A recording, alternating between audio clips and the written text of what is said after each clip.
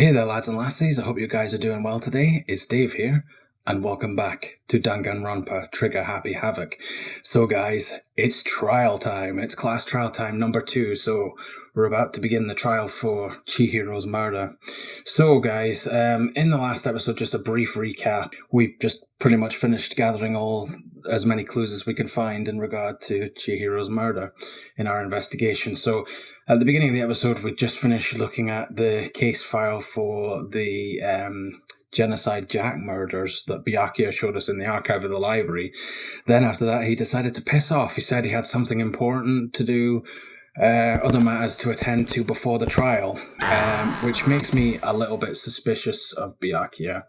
He's definitely on my suspect list for whodunit, as you could say. The culprit is not so set in stone kind of thing for this trial as it was in the first trial, and it was pretty obvious that it was Leon, and I was pretty sure it was Leon, and it was Leon. This one, it's not so clear. There is a fair few suspects, just based on all the evidence we've got. There is a few suspects, so there's Byakuya, as I've mentioned, because he's been acting a bit suspicious, but also the clue of the extension cable and the fact that he uses the lamp with the extension cable in the library does mean he might be involved. Toko is definitely high on the suspect list because she might be or have a condition which has her to have dual personality, and her other personality might be Genocide Jack, just from what we've seen and heard. So she's definitely on the suspect list. We'll even see if she turns up to the trial, because even though she's been told to come here, if she's suffering from different personalities, who knows. Also, I have to say Kyoko is possibly a suspect. The only reason I say that is because she also said she had other matters to attend to before the trial, and she kind of abandoned her investigation. But the main suspects, I'd say, is either Toko or Byakuya. But again, who knows, guys? We may learn stuff in the trial that puts it in all kinds of different directions. Hifumi is definitely hiding something. He's got evidence to present at the trial by the sound of things.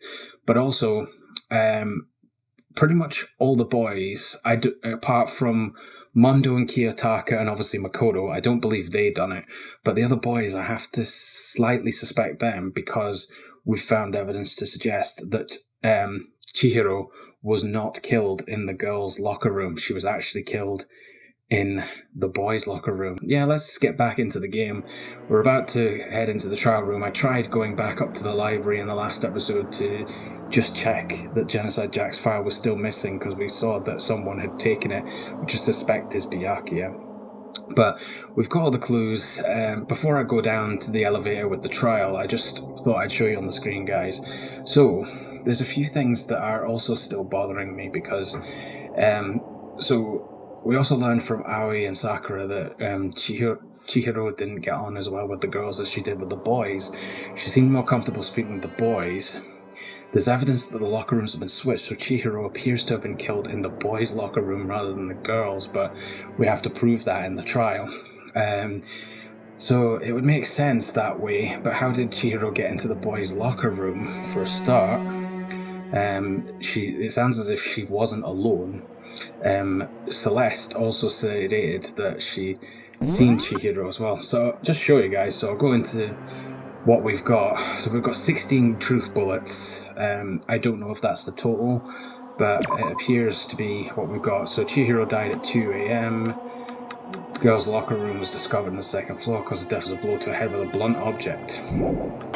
So, and both Sakura and Aoi have said that Chihiro declined their invitation to train with them, and it seems that they didn't talk to her so much socially. It seemed that Chihiro got along more with the boys in terms of conversation. Chihiro said she said help with her efforts. She may have been meeting someone in the locker room the night she was murdered. So it could be that. And also there's the thing with the broken e-handbook. So we saw Sayaka and Junko's handbook, and we suspect that the broken one is Leon's. But is it? Who knows, guys, for certain. We've got the dumbbell appears to be the murder weapon. Mondo's account, inferiority complex about being weak. The e-handbook's the broken one. The Genocide Jack file case. And then these are some of our key investigations. The carpet in the boys' locker room was found with a blackish stain on it. So I suspect that's the coffee stain that Sakura was telling us about. So it definitely confirms that it appears that the boys' locker room's carpets have been switched around, and I am 100% certain that the last time we first went into the boys' locker room at the beginning of Chapter 2, it was the swimsuit model girl in the boys' locker room, and therefore the girls' locker room must have had that tornado poster in it. They've been switched, and there's blood on the fangirl poster. So that would also be a key bit of evidence to suggest that Chihiro was killed in the boys' locker room. And then, so she was hit with a blunt force object to the head, and she's been strapped down by not rope, but extension cables. And Celeste, this is what I was saying, Celeste spotted Chihiro in the warehouse, stuffing a blue exercise clothes into a duffel bag. So this is also what I was thinking as well. Blue exercise clothes would suggest a boy, maybe. So this is all just speculation, guys, but looks like we've got all the evidence we're gonna get. So let's do it, guys. Let us begin trial number 2.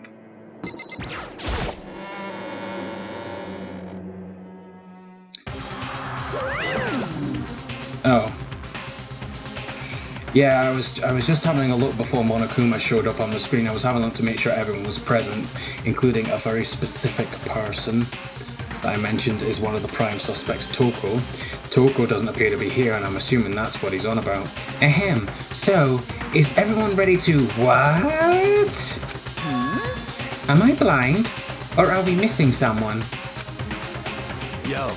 Yeah, Toko's not here. And Toko is... Monokuma doesn't know who Toko is. What? Well, she doesn't have much of an impact, does she?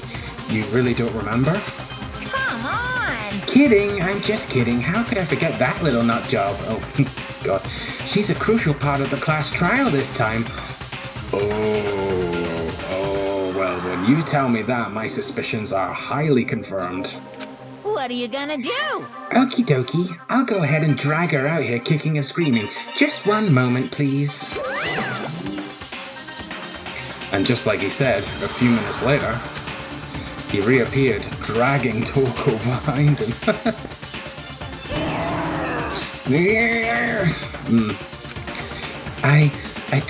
I told him I didn't want to, but he forced me.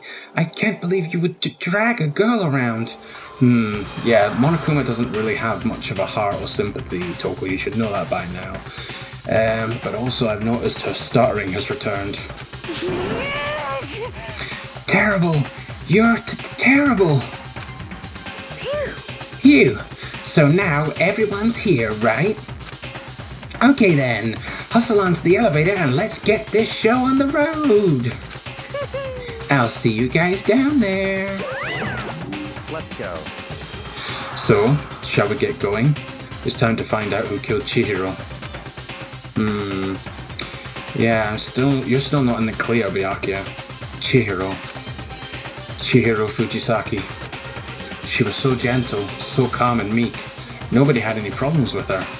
Well, not that we know of. And yeah, we have to have a flashback to the corpse before we start the trial. Someone made the choice to kill a girl like that. And that murderer is one of us. Someone standing right here. Yo, Mando. Hey, come on. Fucking Toko, man. What's got her so worked up? Oh yeah, I think I have to go down the elevator myself.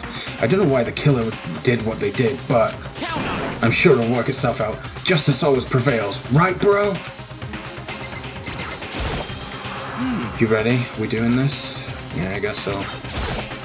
Well, I will uncover the villain who performs such heinous acts on a weaker individual. Yeah, she's gonna go Super Saiyan on that person's ass. Kyoko? shall we go? Shall we begin? I still want to know what you had to do before the trial. Very sad. Miss Fujisaki, I must admit, for being 3D, she was quite remarkable. Of course, just the idea of 3D makes me cringe. I wonder when we should reveal the plot crush to him that he is 3D. I think he knows. I guess I wasn't much help at all on this one. There is something odd about Toko's behavior. Oh my god, they're literally trying to spell it out for me. I do not think mere shock is enough to explain it. I gave you plenty to work with. Show us how far your logic can take you.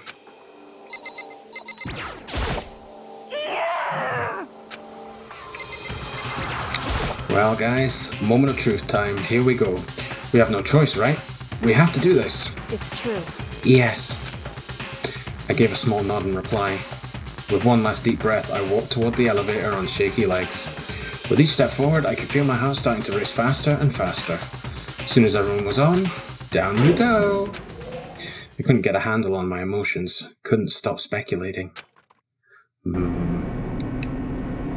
Yeah, and there are less students as well now. 1, 2, 3, 4, 5, 6, 7, 8, 9, 10. Yeah, there's only 11 left now.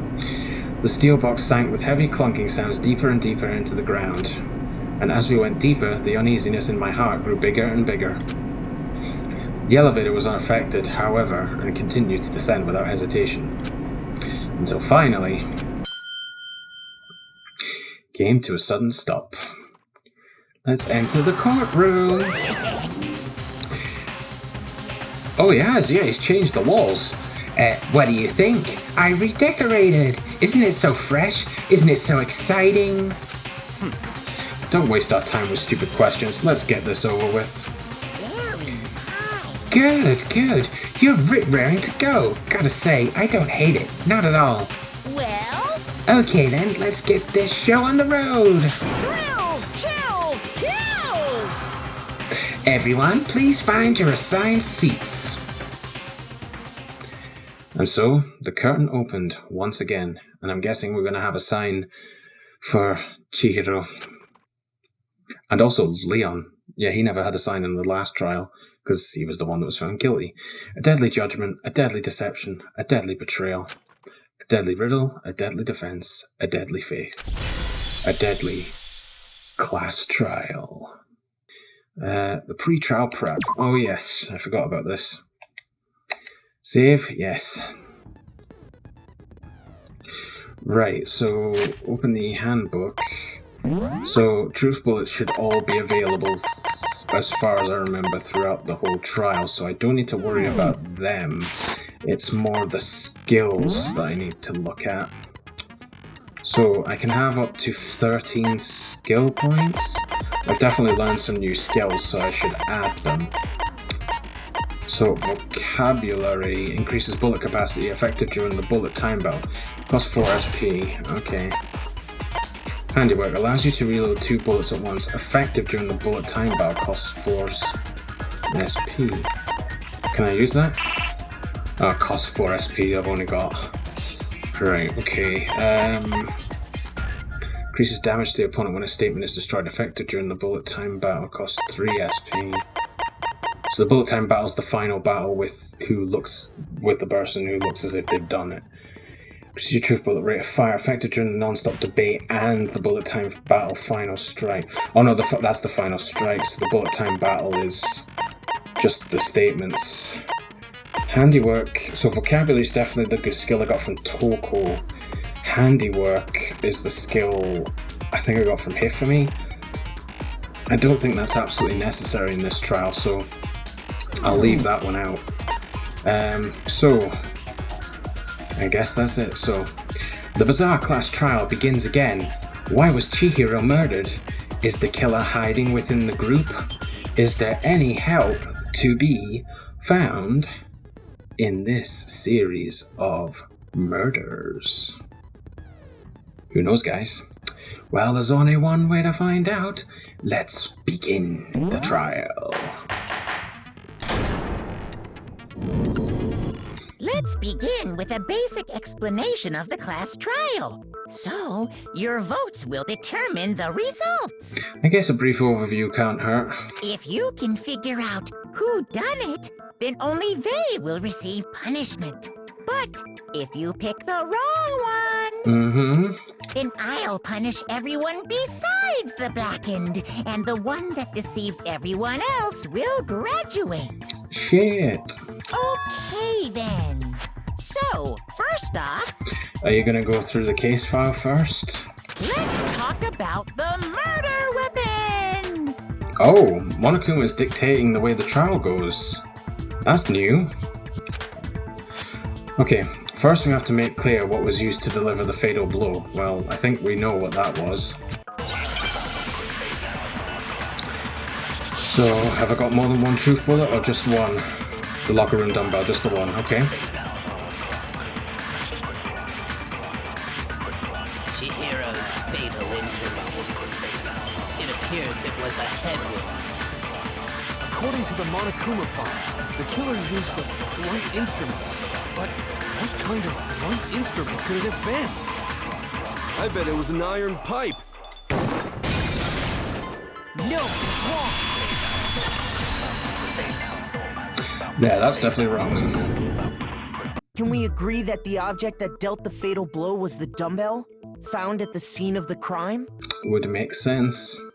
It was covered in blood, and there was nothing else at the scene that could have caused that kind of injury. Yeah, well, would seem right. And the wound on the victim's head is consistent with the shape of the dumbbell. Yeah, Kyoko's backing us up because she's very investigative, so that's good. Still don't know what her talent is, the ultimate... Don't know. As far as I'm concerned, there's no mistake and no room for doubt on this one. Okay. You looked at her head wound? Well, I know, Aoi, you don't like these investigations, but we kind of have to do that. Yes! That's so creepy!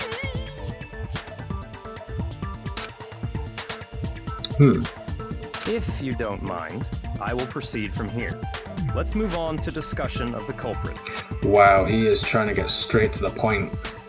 Although, I believe the criminal behind this heinous act is already quite clear. Okay. Go on then. What? For real? What's your argument for that conclusion, Byakuya? I'm assuming he's going to say Genocide Jack. But what has he got to back it up with? The file, probably. Chihiro's killer is... the fiendish serial killer, Genocide Jack. I don't think that's going to go down well anyway. Genocide Jack, the fiendish serial killer. Did he really kill Chihiro? Right, what have I got to do here? Oh, you gotta be kidding me. And a new element has been added to non-stop debates. Would you like to hear more? Abso-freaking-lutely. For this debate, lines of white noise will appear to disrupt your reactions. I saw this in the Steam achievements for this game. You have to get a certain amount of white noise disruption, but I couldn't understand when I was hearing it. So now that it's just being introduced here, makes sense. Your truth bullets will disappear if they hit these lines, so think of them as obstacles in your debate. Oh god, so I have to aim very accurately. Shit. Oh no, wait, no. Stay off auto. But there's a way to keep this white noise from getting in your way. Press the A button to attach the silencer. So it's Xbox control, so that'll be the X button on the PS4 control. Attach the silencer, which you can use to shoot down the white noise. Okay. However, if you shoot an actual remark with your silencer instead of the white noise... Oh my god, really? So you can only shoot the white noise with the silencer. If you want to shoot a remark, you have to remove the silencer. Oh, bugger. Instead of the white noise, time will decrease, so take careful aim when you have your silencer out. Oh, god.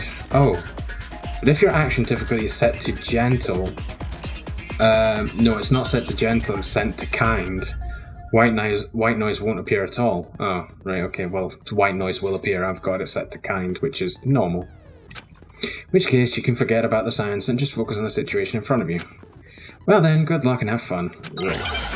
So the X button activates the silencer. Here's a Jack case file.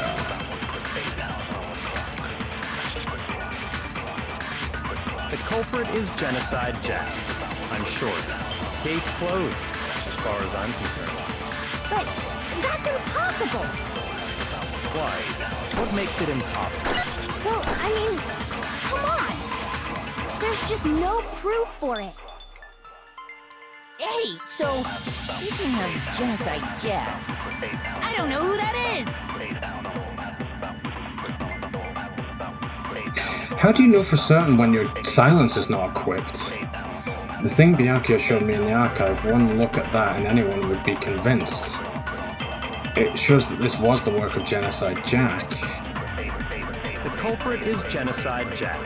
I'm sure. Case closed, as far as I'm concerned. But that's impossible! Why? What makes it impossible? Well, I mean, come on!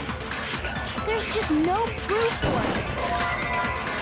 Hey, so, I mean, come on! There's just no proof for it. no, it's wrong! Yeah, think I got it. I might know one reason he could be involved. Okay, here we go. What? Owie, yeah. I found this file while I was looking around the archive in the library.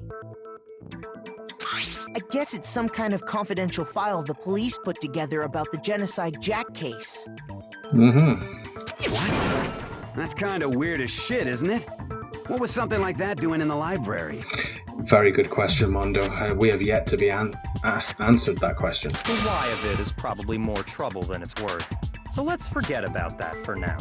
You are avoiding something there, Byakuya. More importantly, it outlines all the specifics of every Genocide Jack case in exceeding detail. According to the file, there appear to be two defining characteristics in every Genocide Jack case. Mm-hmm. The first is that a bloody message is found written at the scene of every murder.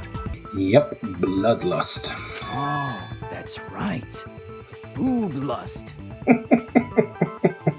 Oh, you stupid 2D fanfic dude. We know what's on your brain. No. It's actually bloodlust. Correct, Owie.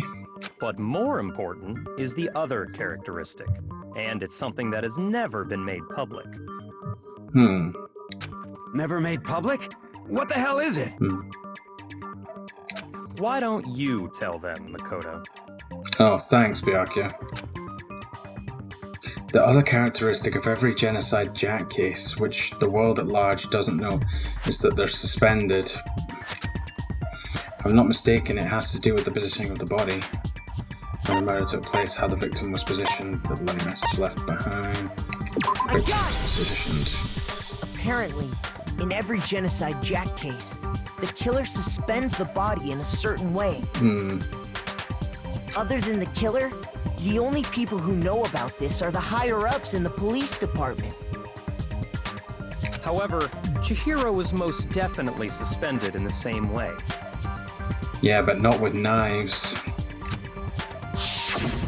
So, how did the culprit know about this when only high-level police officials were aware of it? There's only one logical answer I can think of. It's because the culprit in this case is the real Genocide Jack. Could be. No fucking way! You're saying Genocide Jack is one of us? Quite possible, if they've changed their identity completely somehow. And, oh, yeah, there's Leon's poster. Yes, in fact, it's Toko. Straight out, he mentions it. I suspected it was Toko, if he's right. What? Genocide Jack's true identity is Toko Fukawa. Oh, shit.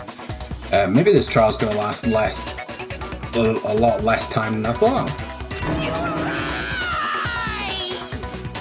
Have you got proof for that, Hifumi? What? Alright, he's probably more freaked out that he's right next to her. Hey, okay, wait, hold on a sec. Yeah, okay. Toko has, like, Bloodophobia or whatever, remember? What kind of serial killer is afraid of blood?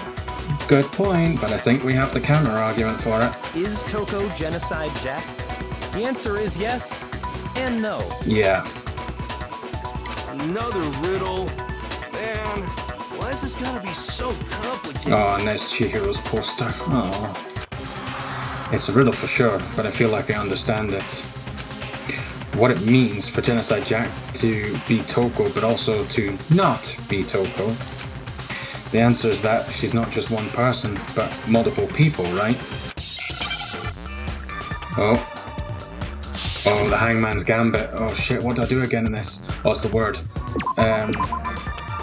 H-I.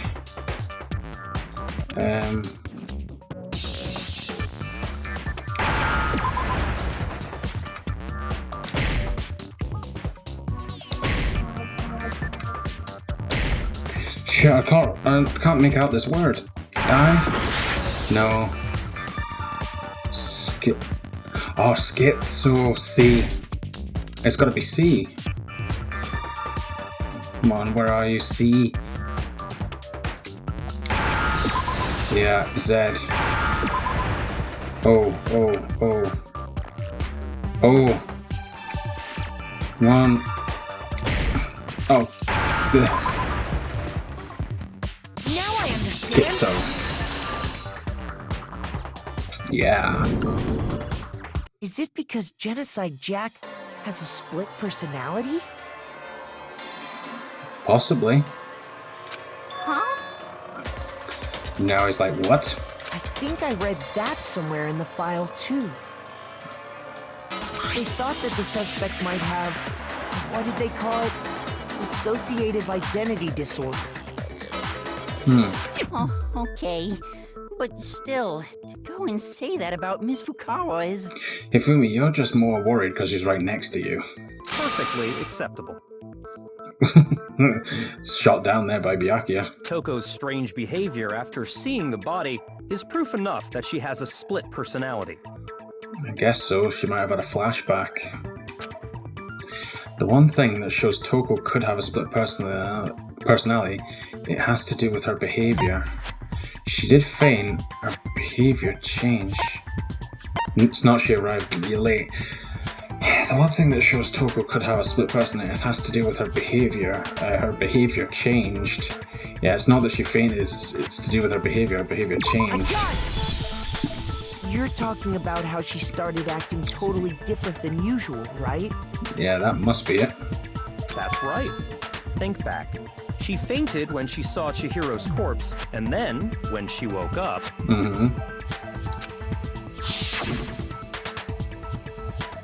I'm fine, Kia! Whoa, is that a dead body? Hey, are you dead? Yeah. Kia! She must have hit her head real hard when she fainted. The world has a front and a back, a top inning and a bottom, a sea of truth and a web of lies.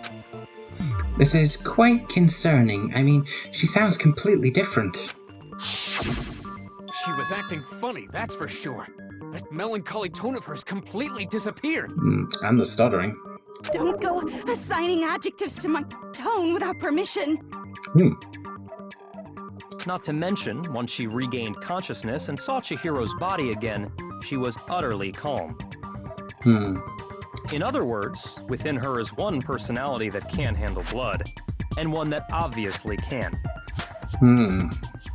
There's certainly evidence to back that up, but we're still not covering everything that's happened, and there's more to this case, so I don't think we're done yet.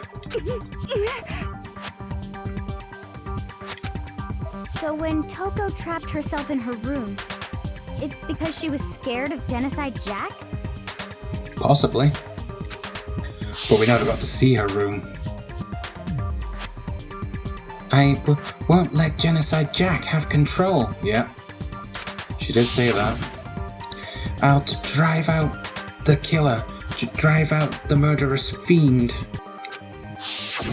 The reason she locked herself in her room wasn't to keep other people from getting in. It was to keep Genocide Jack from getting out if he took over. It was to keep her other personality from getting out. What?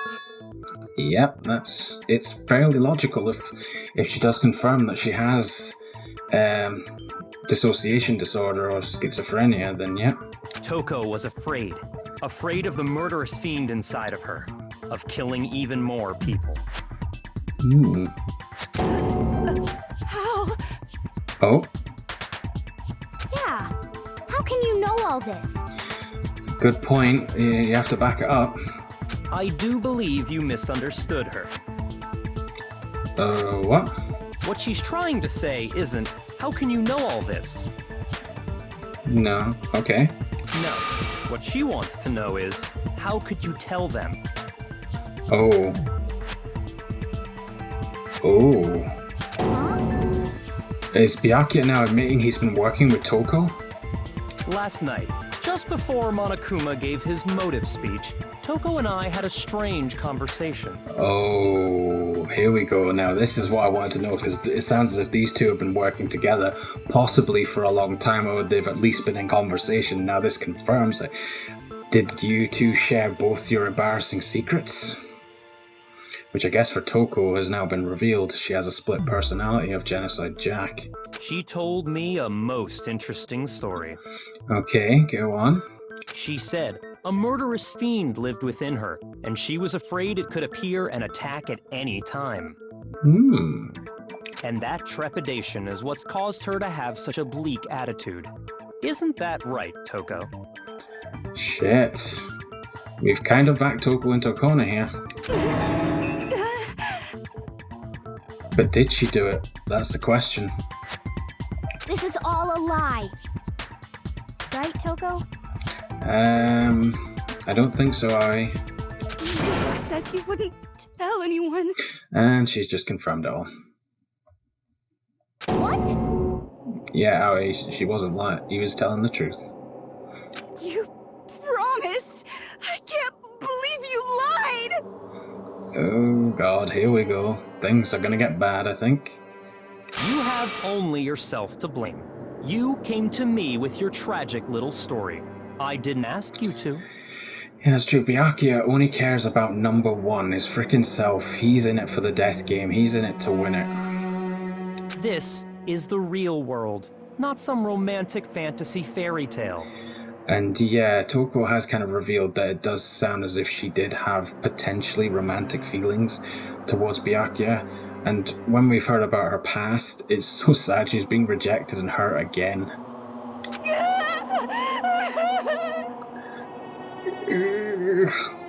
Besides, you broke your promise first. What? Broke her promise first? Or what did you promise? You said that as long as you were here, no matter what, you wouldn't let Genocide Jack kill anyone. But they did. Well, that's what Byakuya is claiming anyway.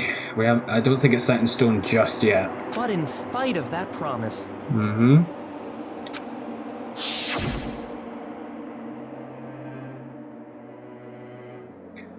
Oh, she said, yeah, she did say that. I'm sorry, I couldn't keep our promise.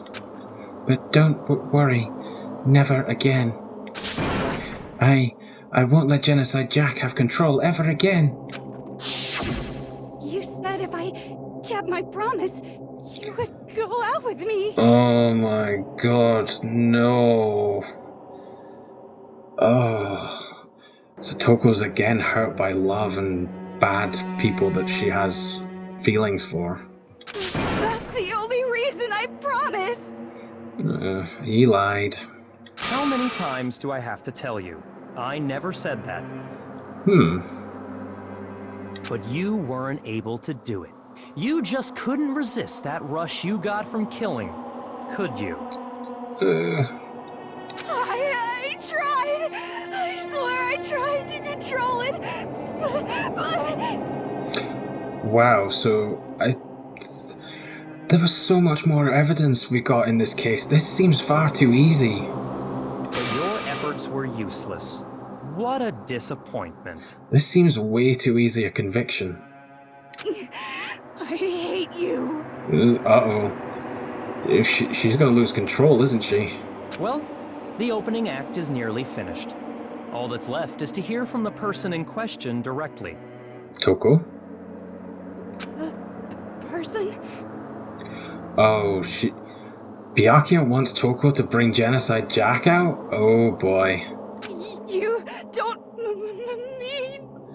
I think he does. Oh shit, he really... Genocide Jack is coming.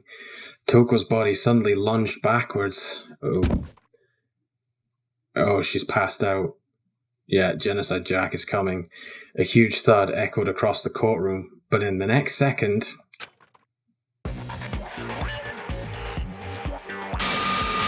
He's here! Hello there! Is it me you were hoping to see? Oh, she's not Genocide Jack, she's Genocide Jill! Jack and Jill. Oh my. Ifumi's gonna freak the fuck out. What the heck? Yep, it appears to be true. So you figured it out, huh? Well, whatever. What are you gonna do? Well, you're gonna get executed, I suspect. I'm the ultimate murderous fiend, Genocide Jack! Or better yet, let's go with Genocide Jill!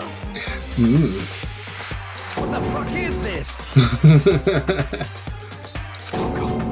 What happened to you? Well, she's got personality disorder, schizophrenia, dude. Not Toko, that's a loser name. And what happened is a textbook split personality. Yeah. So what if one of them happens to be a serial killer? You should turn a blind eye to one's faults. My. Oh my. Wow. So intense. Like they say, sound in murderous mind, sound in murderous body. Whoa. This one is so different from the one we've come to know. Yes, very much, Sakura. Yes, well, the world is composed of a front and a back, you know. Oh, she did say that when she first appeared. Just like how every inning has a top and a bottom, or how in the depths of every truth lives a little lie. Oh, I'm intrigued by that little lie part. Is that maybe where we present other evidence? Because there was way more evidence to collect and way more things we found, but none have been mentioned yet. Behind every dark and gloomy soul lives another that shines as bright as the sun!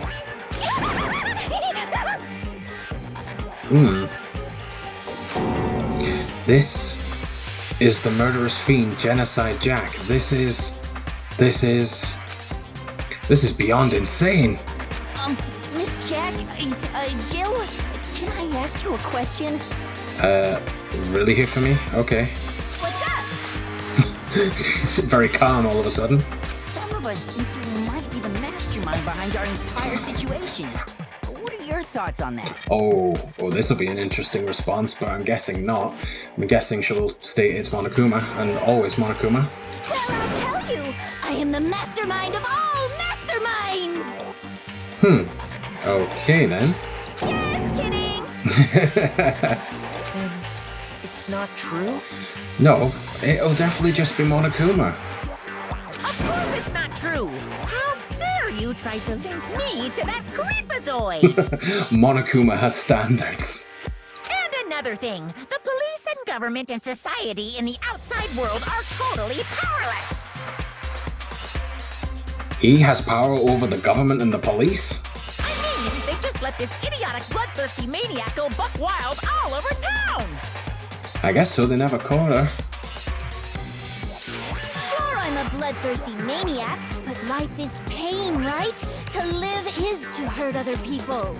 It's a necessary evil if you want to survive. The act of living itself causes pain for everyone. Damn. Just kidding again! I think now might be the time to exit, guys. Run away. Makoto's like, oh god. This should be enough to convince you. This murderous fiend is responsible for Chihiro's death. Seems that way. There's clearly a motive, so there should be no doubt.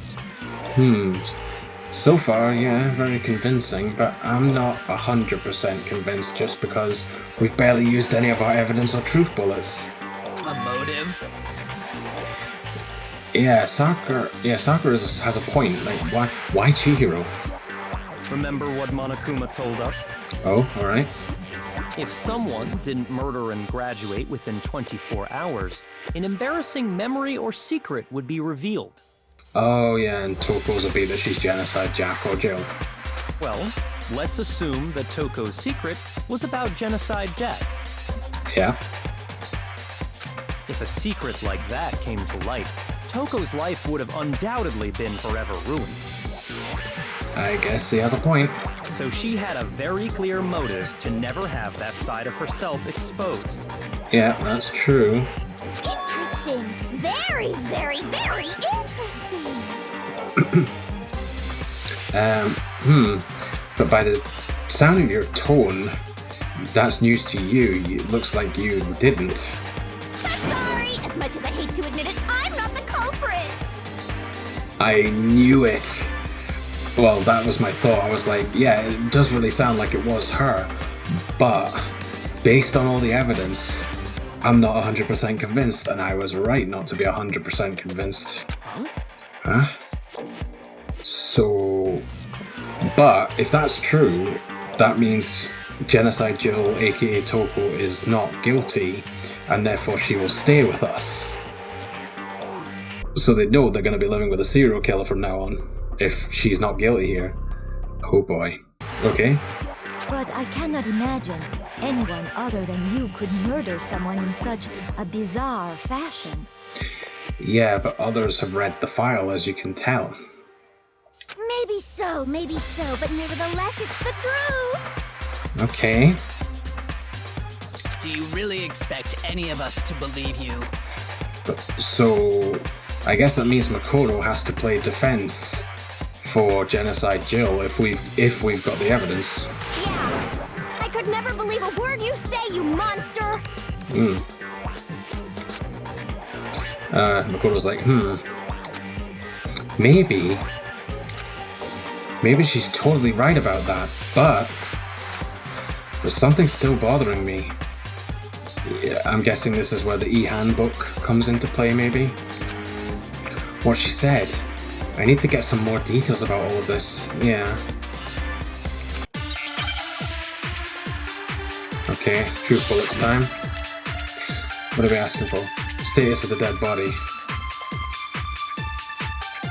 Okay, so I've got to watch out for... Sorry, but I didn't kill anyone. You say that, but do you really expect any of us to believe it? But avoid the white noise. If you had an alibi, that would change things. Oh, an alibi, huh? Now we're talking. When you compare your past murders to this incident, the modus operandi matches completely. What more proof do we need? That was the one. Give it up. You killed her. That was the one I needed to hit. I missed it just. And I know which one I need to do. Compare your past murders to this incident. The modus operandi matches. No, it's wrong.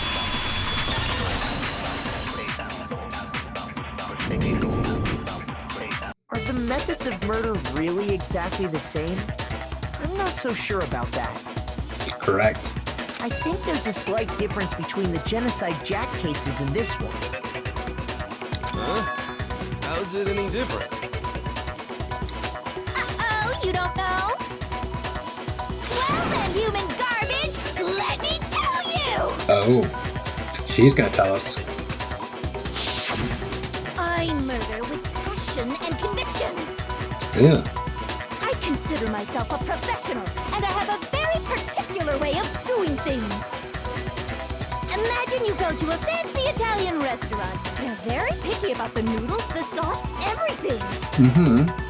But what happened to Chihiro? It'd be like if that same Italian restaurant started using ragu or Chef Boyardee. Okay. This is no creation of mine. Let me rephrase that in a way that maybe makes more sense. There are two clear differences between the Genocide Jack cases and this one. Okay, here we go. There's one clear difference between the murders. Use of scissors, is that one of the options? In the photos from the other Genocide Jack cases, look at the neck and stomach. Here you'll see a clear difference.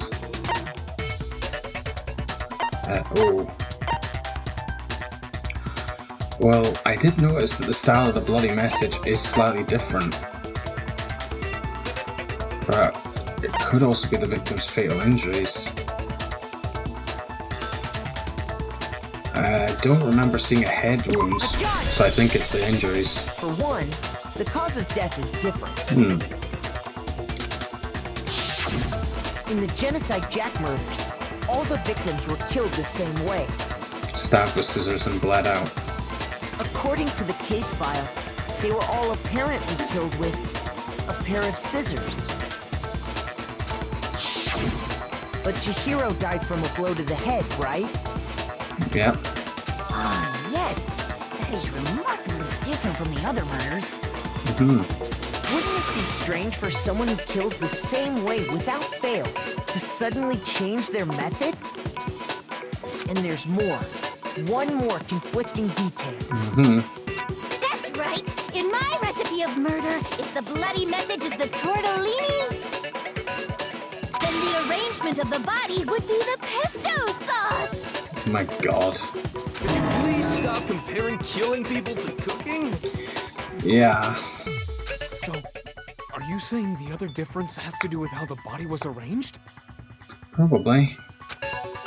That's right, the second difference is related to how the body was, she was suspended. Yeah, knives through the hands. Not knives, scissors.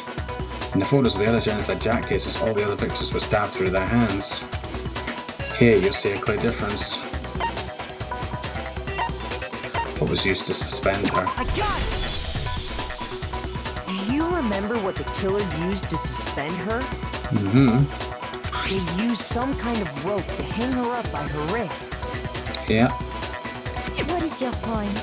Oh, Celeste is not too convinced. Well, in all the previous Genocide Jack cases, something else was used to suspend them. Specifically, pairs of razor-sharp scissors. Yep. And guess what? I used my own specially designed scissors for the murders and the arrangement. Okay. Like I said, I'm a professional, so naturally I'm very picky about the tools I use. Okay. And you know what else? Oh, there's more?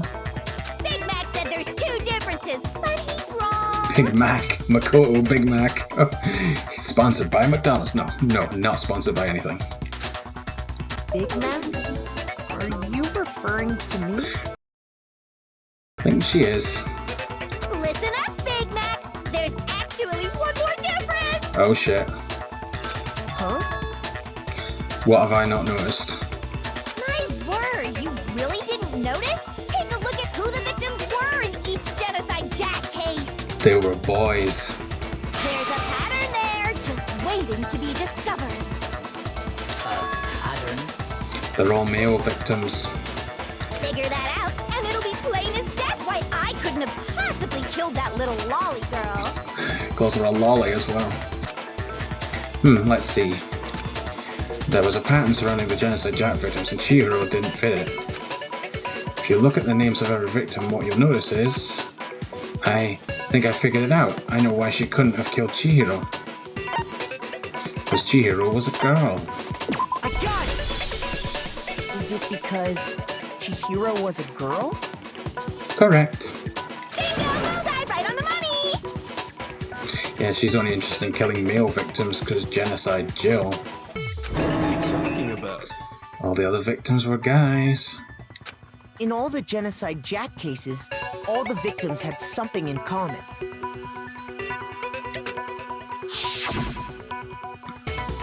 Ken Harada 32, Tetsuhiro Honda 17, Shoji Gaku 23, Kano Ise 14, Takeshi Yoshida 30. This is not to do with age, it's just gender. Komatsu Nataru, Takafumi Gono, Yoshida Naohia, Takeshi Masamue, Yuto Yumejima. There was no end to it. guys? Yep. That's right! The people I kill with such passion and conviction are all adorable little men! Yeah, so watch out, guys. She only kills guys. I can't believe I said it! I'm so embarrassed! I guess she had romance well, I guess it makes sense. Toko didn't have problems with guys, so Genocide Jill takes over and kills men. The hell is wrong with you? Mondo feels very worried. I can't help it! I'm just a full-throttle boy-on-boy fangirl, and the mopey side of me just hates it. Oh, she's into yaoi. Okay. But now I'm on the fast track to becoming a full-fledged fan madam! So since Chihiro was a girl and not an adorable little man, you wouldn't kill her? Bingo! Would an Italian chef suddenly start making ramen just because they're both noodles? Don't be stupid. More cooking references.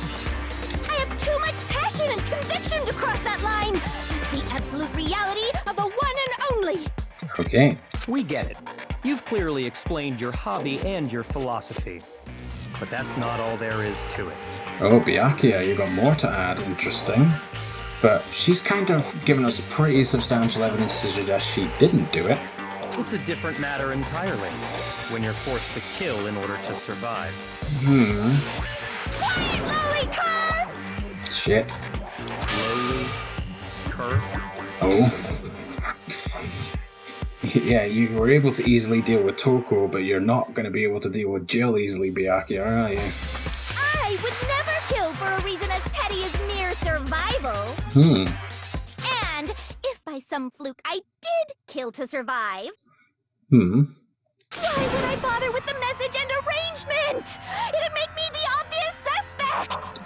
That is also very true. If they knew about Genocide Jack or Jill's previous murders, why would she do the same and make it completely obvious? Very true. That does make some amount of sense. Whatever reason I have for killing, I would never leave out my prized scissors! Guys, make sure there are no scissors left in the house now. Who would go out of their way to use a big, stupid, heavy dumbbell? Maybe you used the dumbbell because you couldn't find any scissors in the school? Possibly, I guess. Any scissors? Yeah, she wouldn't just use any scissors. She'd only use the ones she likes. Don't just use any scissors! I only use my own set of high-class envy of the entire world scissors! Genocide Jill, are you suggesting you have sets of those scissors in the school with you? Okay, whatever. There still aren't any in the school. Are we sure about that? Are you sure about that?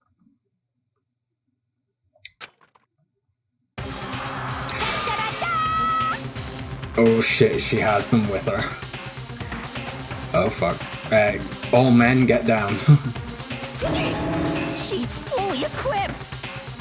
Yep, she'll kill all the guys in here, I guess. That's right! So I can kill anywhere, anytime! Uh-oh. Why would I resort to dumbbells or rope when I have my trusty scissors by my side? Go ahead, tell me I'm wrong, you can't, you gutter dogs, all of you! Oh shit. Not to mention, I have no clue how to tie a good knot. The rope's totally out of the question anyway. Okay.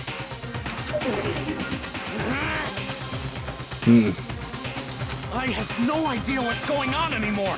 Could such a heinous villain really be innocent? In this case, it looks like it. But the body really was suspended, right? And nobody but the police knew about that. No, there is someone else. Yeah. That's why we figured it had to be the real deal and not some copycat killer or whatever. Actually, hold on. There is one person, yeah. One person who could have copied the Genocide Jack cases. Oh shit, we're at the point of selecting. Oh, well. Wait, you can still select the dead people? Really? Yeah, you see on his face, he looks quite worried. Well, I'm just gonna cycle through them. Yeah, Monokuma! Select Monokuma! Yeah, but I mean... Well, Makoto does know about them, but we're Makoto. We're not gonna select ourselves. And... the only other person has to be Byakuya. Here's my answer. Byakuya, it's possible you could have found out, isn't it? Yep. You'd have no problem gaining access to classified government documents or internal police records. Mm-hmm. Plus, you'd already looked through the Genocide Jack file before this all happened, hadn't you? Yep. Not answering. Are you saying Mr. Togami did it? Quite possibly. Not saying a word. Then, the reason he pushed the theory of Genocide Jack being the killer so hard was... Because he was copying Genocide Jack. because he wanted to pin the crime on her. Correct. So, he rearranged the scene to disguise it and make it look like I put my stamp on it. The adorable glasses man was behind it all. Oh, I'm on fire! Oh, good lord. Well, Byakuya, what's your response? I see. So now the suspicion falls on me. So now he thinks he's got evidence to support that he couldn't have done it. But I'm guessing we might counter it. But I hope we manage to nail this, because he's such a... Then I must ask, when would you say I began acting suspicious? Surely you must have an answer. Looking back and thinking about it now, the way you were acting right before we discovered the body was a little strange. Can you give me a flashback? And the locker rooms. They're suspicious. Very suspicious indeed, wouldn't you agree? Huh? Suspicious? It seems nobody searched the locker rooms. Let's start with the girls' locker room. Yeah, because he knew exactly where to go to find the body. You wanted to go to the girls' locker room right away, right?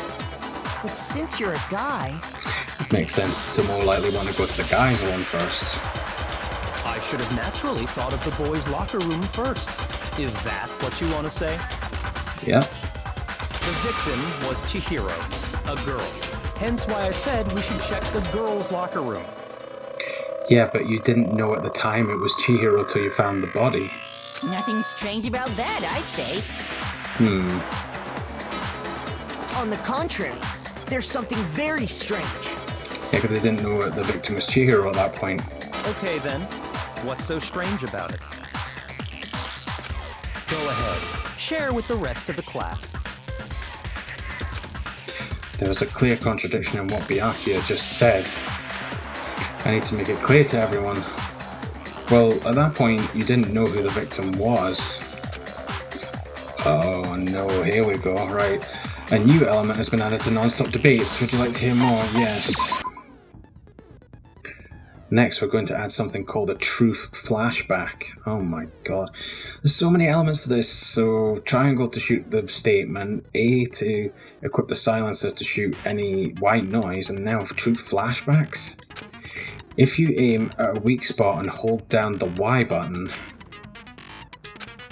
then you'll memorize that weak spot. Okay. This memorized phrase can only be shot once as a single truth bullet. If you shoot or change the truth bullet, it will disappear from your truth cylinder. So you only get one shot. However, you can use this flashback feature as many times. Alright, okay. Alright, to regain the bullet. Okay. If you don't seem to have the answer to a lie or contradiction in your loaded truth bullets, it might be wise to memorize a different weak spot and use that to make your case. When's the best time to flashback? Well, you'll just have to use your keen wits, won't you? In this case though, I will say that if you don't use a flashback, you won't be refuting anything. Well then, good luck and have fun. Okay, so... oh shit, what button was it? It was the Y button, so it's the triangle button. Let's try it out.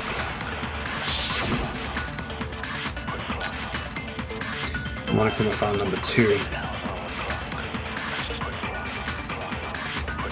So, you said Byakuya was acting kind of weird before we found the body.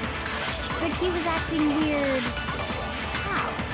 If you're presented with the opportunity to check out the girls' locker room, You absolutely take it! That's a natural reaction for any guy! The victim was Chihiro, who was a girl. So of course I would suggest we check the girls' locker room first. There was no time for pointless distractions. What's so strange about that? you wish you'd taken me with you. Yeah, that has to be the one. Hearing Byakuya's comment about Chihiro being a girl, I realise there's a clear contradiction there.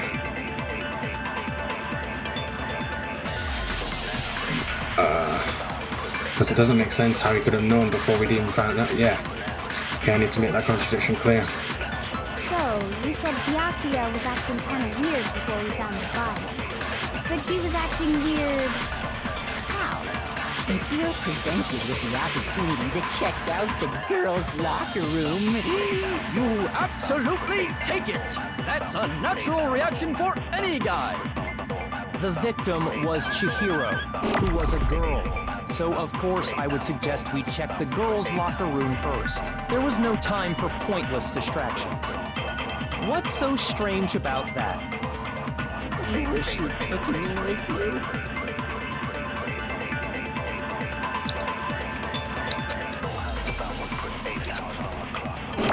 So, you said Byakuya was acting kind of weird before we found the body.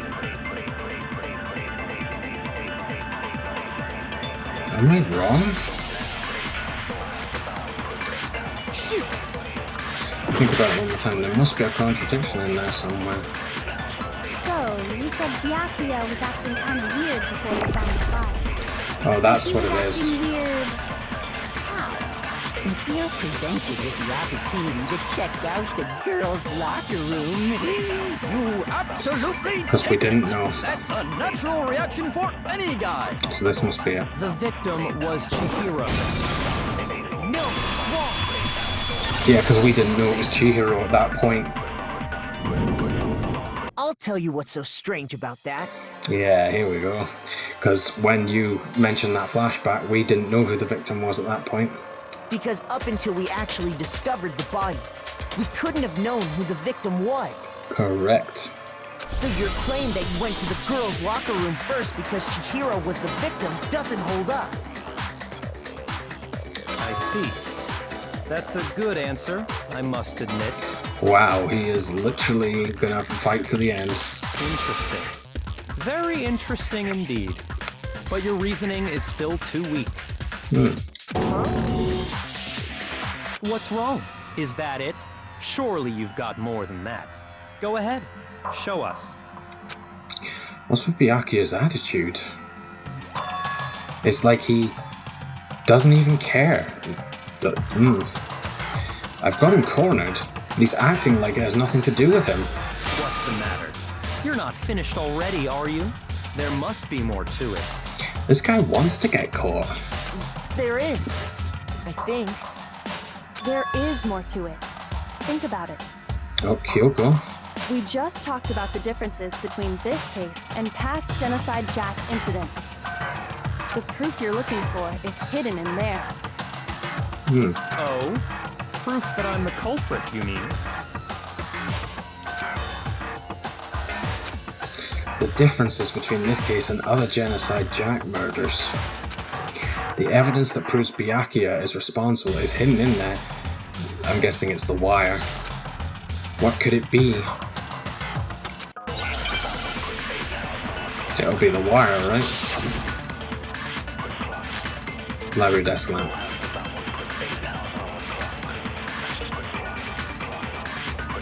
What? The difference between the cases? You want me to explain it again? When I want to kill, I use my very own special scissors. And I use those same scissors to arrange the body. But Chihiro was suspended with... it was some kind of rope. Was it not? That's right! It absolutely was! Then there must be something very fishy indeed about that rope. Hey, Byakuya, where'd you get it from, huh? I'd never seen that rope before in my life. Obviously, somebody else must have had it hidden away somewhere. The proof that Byakuya did it is hidden within the rope. I guess it's possible at first the item she had been bound with was used like rope. Was it actually a rope? No, it wasn't. Byakuya didn't use it. He used a very specific object. Hey, Byakuya, where'd you get it from, huh? I'd never seen that rope before in my life. No, it's wrong!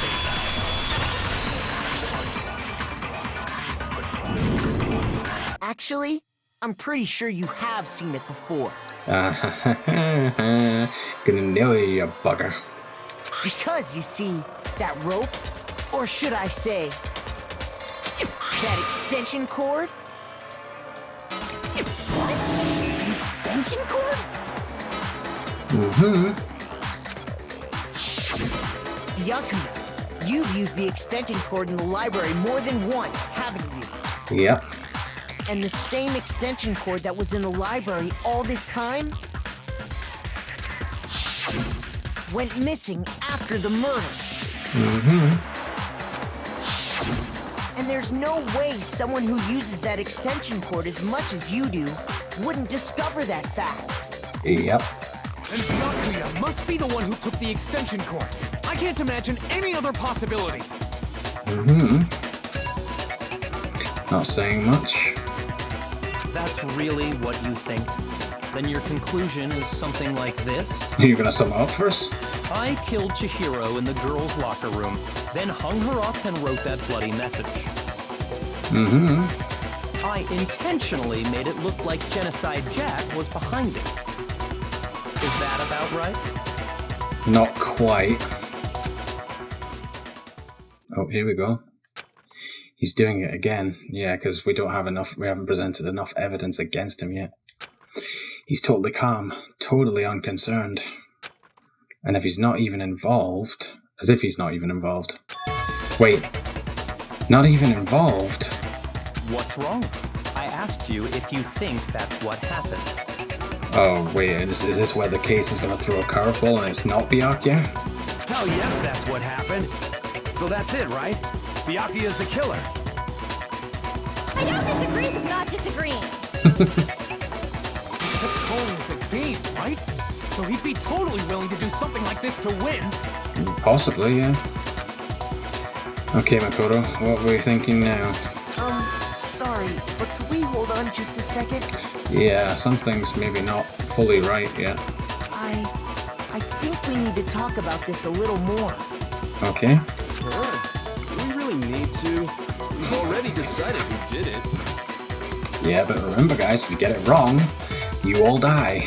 I know, but still, there's something that's still bothering me. Yeah, or this will be her past, right? Is that right? And what, pray tell, is still bothering you? I killed her in the girls' locker room, then disguised my crime. Specifically, I dressed it up to make it look like it was the work of a homicidal psychopath. What about all that bothers you? This is interesting. Byakuya really does look as if he does want to get caught, which is now making me think that maybe he didn't do it, but then who did? Wait. What? What was that just now? Something's not right. Wait, oh, did I miss something that he said? Oh shit. Chihiro's body was definitely found in the girls' locker room, but does that... Yeah, this is what I was saying. She wasn't killed in the girls' locker room, she was killed in the boys' locker room. Can I really just accept what Byakuya said as the truth? No, alright, he's saying what happened, or what it looks like happened, but he's lying. I think Byakuya knows she wasn't killed in the girls' locker room. No, I don't think so. There's definitely something off about what he said. The scene of the crime. I got it! You say you killed Chihiro in the girls' locker room, right? Yeah. But are you sure about that? Isn't it possible that the murder took place somewhere else? Mm-hmm. How disappointing. Oh? What kind of question is that? Even in the world of disappointments, this is a true letdown. Why? She was found dead in the girls' locker room. There is absolutely no question about that. Yes, but was she killed there? How could the scene of the crime have been anywhere else? Well, I think it's entirely possible that she was killed somewhere else, then carried there later, along with the rest of the murder scene. With the rest of the murder scene? Oh, so if we go to the boys' locker room, we might find Chihiro's bag and pass? The rest of the murder scene? Oh, he seems interested in that comment. That was awfully specific. Please tell me you have a reason for saying all of that. Yes, we do. I believe I do. Hey, Byakuya, did you just... Yeah, he's trying to make you think about it. Oh, did I just take you off guard? Oh, we might be getting to him now, so maybe he did do it. When the story suddenly moved to the crime scene, Byakuya, who'd been so confident up till now, maybe Byakuya never even realized that the actual scene of the crime could have been somewhere else. Oh, that makes it suggest that maybe it wasn't him. Hey, don't just move on without permission! What do you mean she was killed somewhere else? Okay, here we go. Come on, Makoto. If there's any chance the murder took place somewhere else, let's see the proof. Evidence that shows the murder took place somewhere else. Well, we've got two pieces of evidence for that, to be honest. Posters and the carpet. There was something that was switched between the boys' and girls' locker rooms. Well, there's two things, actually. But blood was found on the poster in the girls' locker room. The poster featured a big breast suit model popular among young boys. But there's then also the carpet. The carpet in the boys' locker room was found with a blackish stain on it. I got it! The proof that she was killed somewhere else is the poster that's hanging in each locker room. Your proof is some posters? That's a start. The poster in the girls' locker room was a picture of a big-boobed supermodel. But don't you think that's kind of strange? Why would the girls' locker room have a poster like that? Very true. I bet those massive jugs of hers were totally fake! Meanwhile, the boys' locker room had a poster of the super popular boy band Tornado. Again, that doesn't really seem to belong in a boys' locker room. Yeah. So you're saying that maybe the posters were switched? Yep. And there's one other thing I noticed about the locker rooms. Oh, here we go. You know what I'm talking about, right, Sakura? Mm-hmm. You're referring to my protein coffee, aren't you? Yep. Protein coffee? Mm-hmm. While I was in the girls' locker room earlier, I spilled some protein coffee on the carpet. Mm-hmm. But I noticed that after the murder, the stain had been totally scrubbed away. No, it's not that the stain was scrubbed away. It was moved.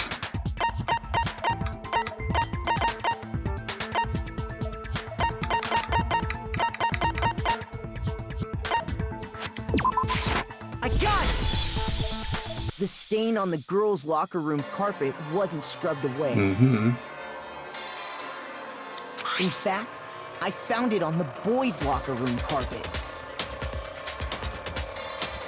That's definitely the stain from my protein coffee. So there's your proof that the rooms were switched. Then, does that mean that the carpets were switched too? Yep. But Why would anyone do that?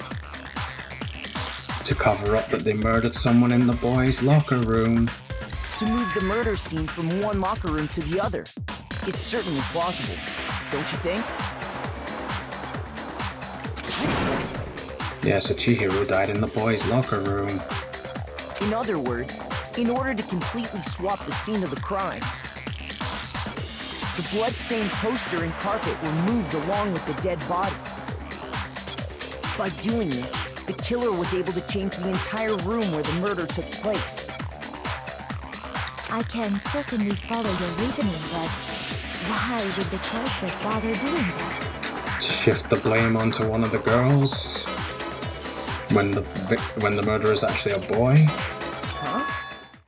Yeah, that seems like a silly statement, Celeste. Why would they go through all that trouble of switching the scene of the crime? She has a point. I'm trying to think what evidence I might have to back it up. Actually, an even bigger question. If the murder did take place in the boys' locker room, How did Chihiro get in there, I guess? then how did Chihiro get in the boys' locker room in the first place? And here's where the passes come in. To get into the locker rooms, you have to swipe your e-handbook across the card reader device. But Chihiro's handbook should have only allowed her access to the girls' locker room.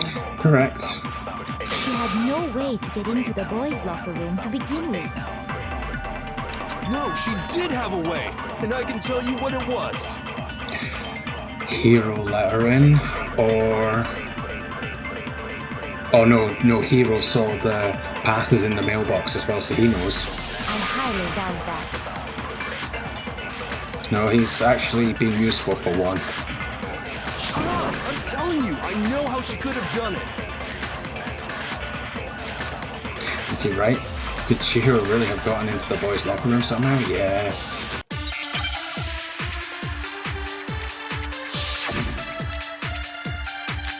The broken e-handbook. Oh, the broken one. I might have to find a contradiction here first. Is it really possible?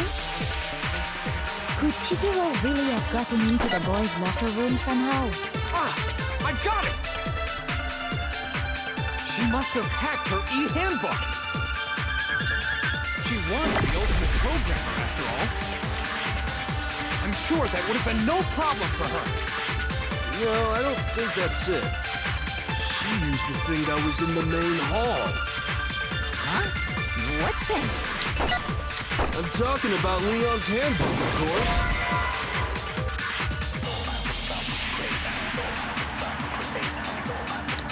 Shoot!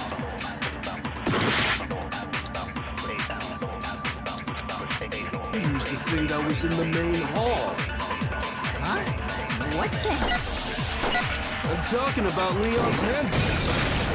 No, it's wrong! Can't say it's Leon's. No, I don't think Chihiro used Leon's handbook.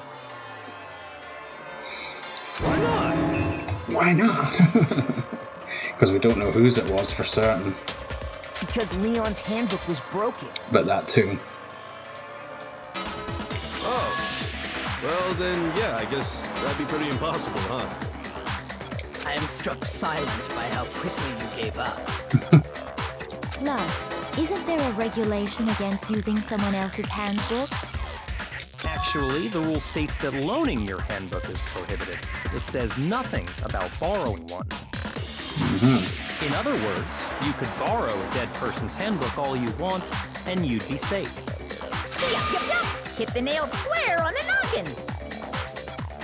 Of course, if it were broken, that wouldn't make any sense anyway. So then, she must have hacked hers, like I said. She used her ultimate programmer skills and... Psst. You can't fix an e-handbook. The instant you open one up, a security buzzer starts glaring. So, if she didn't use Leon's handbook, and she didn't modify her own handbook... Then someone else's? Maybe Mr. Naegi's initial assumption is just wrong? It seems like there's no way she could have got into the boys' locker room. So I guess so. Okay, Then, I vote for Byakuya. Is that it then? No. Chihiro was killed in the girls' locker room, and Byakuya's the one who did it. Really? Not 100% convinced, no. Still, I don't know what else I can do. Hold on a second. Oh, Kyoko's gonna throw in some help. I agree with you, though. I think you're on the right track.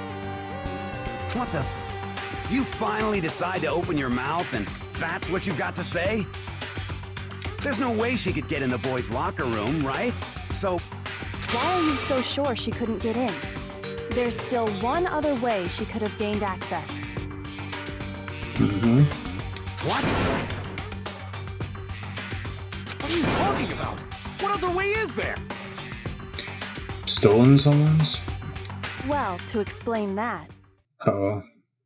why don't we take a little break from the trial? I'd like you all to come see something. Is that allowed? Wait. Just what do you think you're doing? Yeah, I was about to say Monokuma's probably not going to be agreeing with this. Don't worry. This'll make the whole trial more exciting. I'm sure that thought must please you. Oh. Huh? It'll make things more exciting?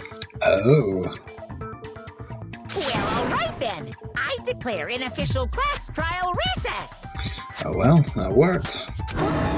For real? Now then, what is it you want to show us? It better not be boring or I'll be very unhappy. Oh, I have no doubt it'll meet your lofty expectations. So, shall we go? Okay. Kyoko, what have you found while we've been investigating? So before I even knew what was happening, the class trial had been put on hold. We headed off with Kyoko in the lead. And where she took us was the locker room area again? Yeah, the murder scene. The girls' locker room? The girls' locker room, okay. We've already searched this place top to bottom. What are you trying to pull, Missy? Okay, what's next? I'd like you to examine the victim's body one more time. Okay. Want to check it again? Be sure to examine the entire body very carefully. Take your time. Okay. Examine her carefully? Like using our hands? No way! It's probably best if I don't run my hands all over a girl's dead body. So I guess it's up to us then. It's not that I'm creeped out or anything, it's just based on religious grounds, you know? Very well. I'll do it. Oh, okay. But you're a girl. You shouldn't have to touch a dead body. Just let one of the boys do it. Thanks, Aoi. No, it's okay. I think Chihiro would rather have a girl examine her. Oh, wait a minute. What are you going to reveal here? No. No, really? Right, I'm not going to say what I'm thinking, but I'm going to let the games... I'm going to let it keep going and see if... And then I'll let you know if I'm correct. So just leave this to me. Sakura. What is this? Some kind of secret girl-on-girl action? Is that what you two are about? Oh, God. That's not it at all. Stop screwing around. Okay, here I go. I'm sorry, Chihiro. Please excuse the intrusion. Putting her hands together in a brief prayer, Sakura then began to quietly examine her body. Be sure to check her entire body, and I believe we will solve this particular mystery. Okay. Her entire body? I know you say that, but... Kyoko, that means you've done it. What? This is... What is this...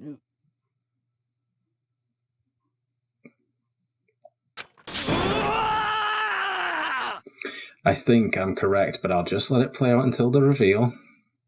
What is it? Not possible. It's not possible. Okay, what's not possible? Sakura's eyes were staring wildly at Chihiro's lifeless form. Her massive frame trembled. This girl is... Is what? Is a boy! Chihiro was a trap. I was right. I thought trap card has been played. Ah, I see. So she was actually a he. Interesting. Thank you for confirming this fact. So Chihiro was a boy, but dressed up as a girl and pretended to be a girl? And it makes sense she was more comfortable talking to the boys. Yeah. You're joking, right? Don't think so. I wouldn't joke about this. Oh god, she's almost going Saiyan. It's really true? Guess so. Chihiro was... God? Oh, what? You guys didn't know? Heck, I knew that right off the bat. Of course he did. Chihiro Fujisaki was totally a guy. He was a cross-dresser? Oh, I was really on fire! I wish I had killed him! So that's what Kyoko wanted to show everyone, huh? Interesting.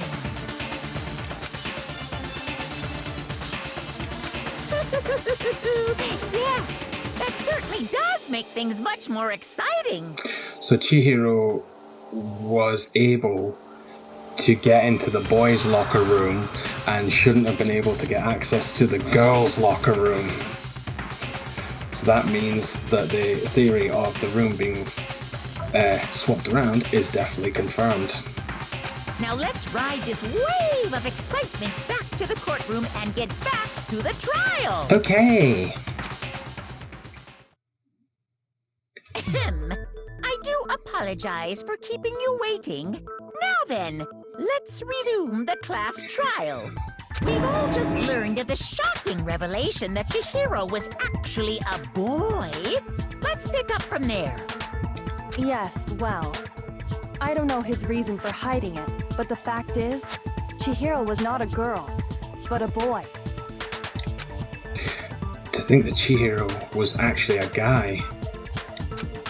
The thought had never even crossed my mind. And because the victim was male, he would have had no problem gaining access to the boys' locker room. But shouldn't have been in the girls' locker room where he was found murdered. Assuming his handbook did, in fact, list his gender as male, then yes, that would be true. Well, I think Monokuma wouldn't make a mistake like that. Of course his handbook said he was a boy. He dressed like a girl, but he was a boy through and through. So then, there should be no issue with Makoto's initial assertion. Yep. The victim was killed in the boys' locker room, and was then later moved to the girls' locker room. But then that would mean that the murderer is more likely a girl. And the killer could have easily used Sayaka or Junko's handbook to get into the girls' locker room. Oh no, I forgot about that part, yeah. So either use Sayaka or Junko's card. So Chihiro really was killed in the boys' locker room? Yeah. I still don't understand the motive for moving the body, but yes, that does seem plausible. Well, I must admit, I did find it rather odd. I knew he felt a little off. There was a certain incongruity to his female body. This is the most titillating situation! Oh god. So now everything has been connected. All the mysteries have finally become clear. Okay, but did you do it, or was it someone else? Okay, well, connected or clear or whatever. We still think you're the killer, remember? But it could be anyone, technically. Very interesting. This has become very interesting indeed. He's off in his own little world. Guess so. What about you, Makoto? After everything we've learned, Do you still think Byakuya's the killer? I don't know. We haven't really, if I remember correctly, we haven't really got any specific evidence apart from the code that specifically nails Byakuya. And we can't say it's Toko, aka Genocide Jill, because we ruled her out because the way she kills. So we need something else. Well, without a doubt, Byakuya is the one that made Chihiro's death look like Genocide Jack did it. But that doesn't mean he was the one who killed her. But it does mean that there was an accomplice, possibly. But I think he might not actually be the killer after all. What? But aren't you the one who accused him in the first place? He just seems to be too easygoing about all this. Like he's enjoying us solving the mystery. The way he's acting, it makes it seem like it doesn't have anything to do with him. But he could be lying. And you think that might be because it doesn't have anything to do with him? Quite possibly, Celeste. Plus, the evidence he left behind was a little too... how can I put it? Overt. Ooh, big words. He consciously chose to use the extension cord, knowing it could connect him to the murder. So he deliberately tried to make himself look suspicious? At least, that's how I see it. And he's not responding. And Byakuya, when you found out the murder took place in the boys' locker room, it seemed to rattle you. And then again, when you found out Chihiro was actually a guy. If you really were the killer, that stuff wouldn't have had any effect on you. So that's your thinking, huh? Well, it bothers me that you don't have more concrete reasons, but it's fine. I guess I'll mark it as correct for the time being. Okay. Mark it as correct? He's right. I am not the culprit. Interesting. So my two main suspects apparently are not the killers. So that makes this trial even more interesting. I just happened to come across the corpse in the girls' locker room and decided to alter it. Why? Are you fucking with us right now? Why would you do that? No, I am not effing with you right now. I'm telling you the truth. But why would you do that? I find it very hard to believe. Go ahead. Find it very hard to believe. You're free to be executed along with the rest of us. If you're really telling the truth, then why? Why do you do that to his body? My reasons hardly matter right now. Uncovering the culprit is much more important, wouldn't you say? Yeah, but you dodged the question still, you... Now then, if it wasn't me, who was it? That's the problem, I don't know.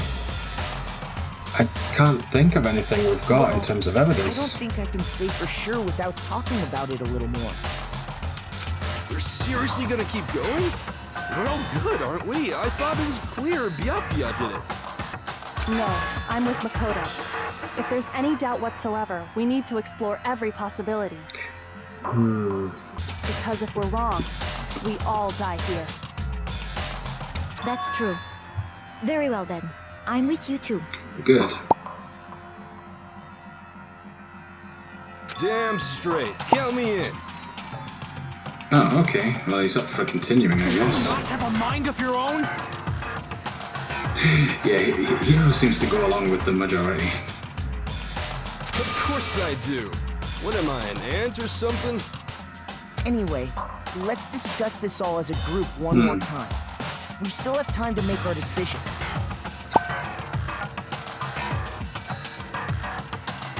That's very true.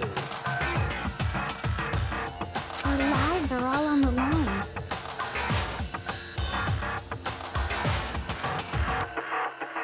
Yeah. Excellent. Then shall we resume our game of hide and seek? Oh. But if Byakuya didn't do it, then who's the real killer? Who murdered Chihiro? Oh, don't make me choose. I need evidence. There's one thing we can be sure that we know about the killer. The killer was able to gain access to the real murder scene, which means...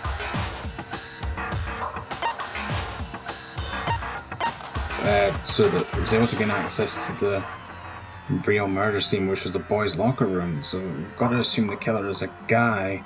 I guess that's true, because one pass, which appears to be Leon's, appears to be broken. And the girl's locker room can be accessed by anyone with Sayaka and Junko's passes. So yeah, it has to be this. Since the crime scene was the boys' locker room, you would need a boys' handbook to get in. Since Leon's handbook is apparently broken, the killer would have had to use their own. In other words, it had to have been a guy. But that's still not enough. I need to find some more clues. Just need to see if someone's lying. Celeste's account. Oh, in the warehouse. Okay. Isn't there a single clue that might lead us to who did it? Well, clues are one thing, but did nobody get a look at the killer? I'm sure if someone saw the killer, they would have said something by now. Perhaps someone saw the victim at some point. Even that might be enough for now. Yeah. All we need right now is any kind of new info. It's over. It's all over. You want to know who saw the victim? The killer. And only the killer. No, it's wrong.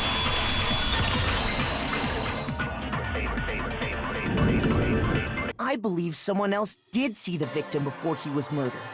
What do you think, Celeste?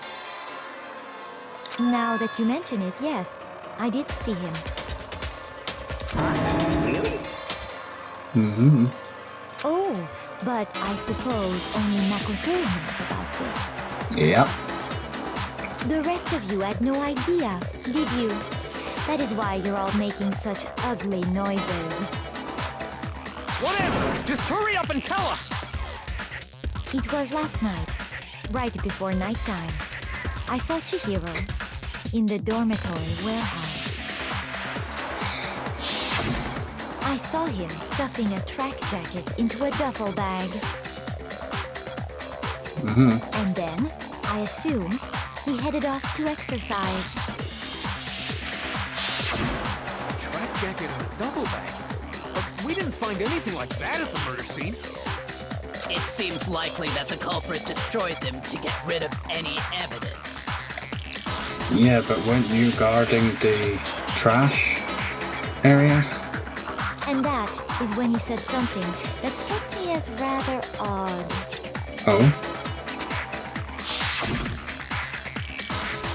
Well, I'd better get going. I'm kind of in a hurry.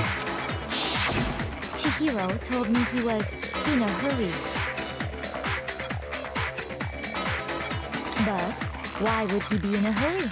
Only if someone were waiting for him, I should think. Yeah, that makes sense. So, Mr. Fujisaki was on his way to meet with someone, and then they were going to work out together? Guess so.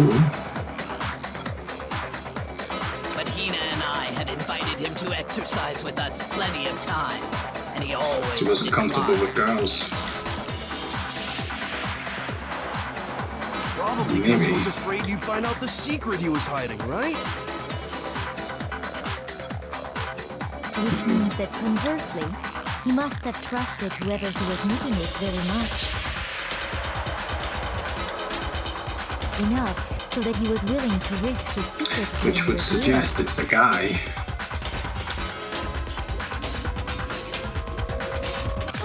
Oh, what a marvelous friendship! The point is, whoever he met up with is the culprit, right? So we just gotta figure out who it was. But knowing what we know, I can't even guess. No, you already have what you need to make the connection. Do we? Huh? Trying to think. You know who the killer is.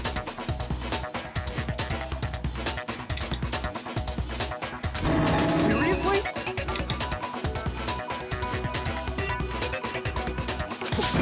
is it? Who's the killer? But we didn't find any evidence. Back to the track jacket and duffel bag the killer disposed of.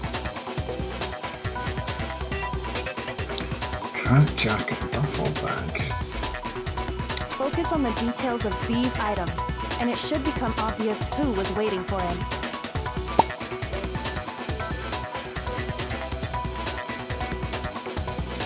Are you sure about that? Celeste?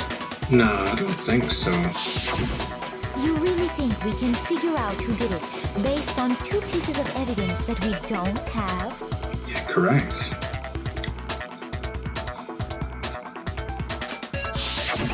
What? You want to track down some fingerprints or something? Even if we had the equipment for that, we wouldn't know how to use it. True. As was noted, the evidence is already gone. There's nothing to get fingerprints from. Maybe, but we can make certain inferences if we just take the time to talk it out. Easy for you to say. But fine. Celeste, did you notice anything special about the bag or jacket?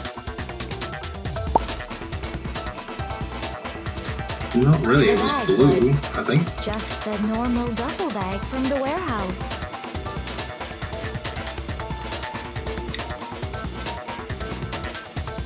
All the bags in there are the same, so I can't imagine what would make that one special.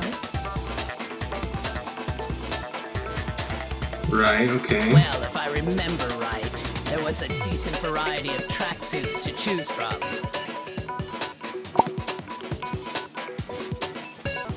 Do you think there might be some connection between the culprit and Chihiro's jacket? Oh, they're blue. Perhaps. Let's Just a explore boy, that maybe? and talk a bit more about the jacket he took.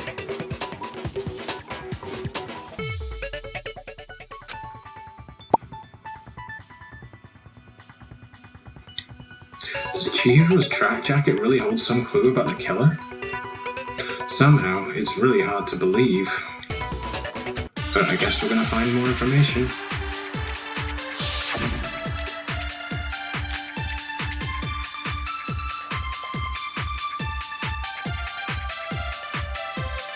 First of all, we know where Chihiro was heading. He was on his way to go exercise. So next we have to ask, why did he choose the specific tracksuit that he did? What do you mean, the specific tracksuit? I got it! We picked that tracksuit because it matched the one the culprit was wearing. So, what you're saying is, the killer was wearing the same blue tracksuit as him? My tracksuit is black. I don't even have a tracksuit. Because exercising sucks. I have a white tracksuit personally. I got it from the warehouse, if you must know. Did any of that really help us get any closer to figuring out who the culprit is? No way. Not a chance. You heard him, right? What he just said without even realizing it? No. I honestly don't know. Did they say what color all the tracksuits are? She's right. What he said just now is really odd. How did he know something like that?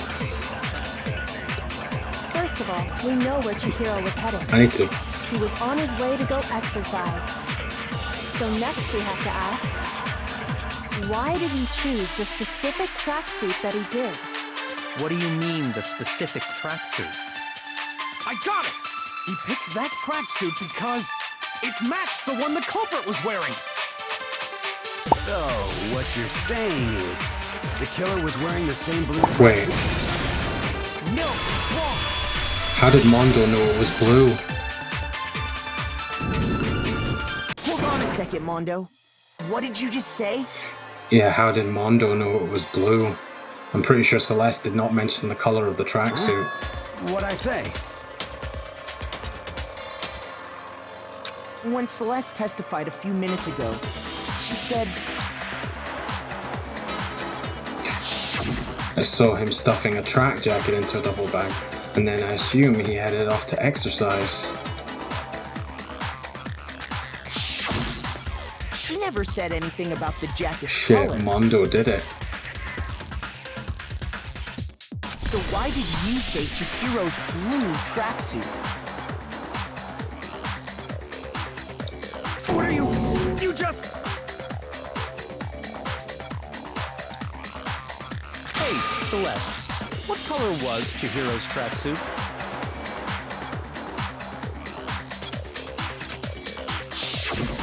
As a matter of fact, it was blue.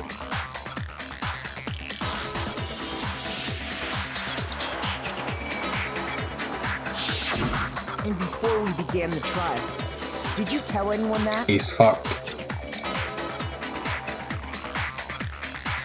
The only one I told about any of this was you. Then, Mondo, how did you know what color Chihiro's tracksuit was? Well, because I just... I'm sure he saw the clothes at some point in the investigation. No, we've said we don't have it as evidence.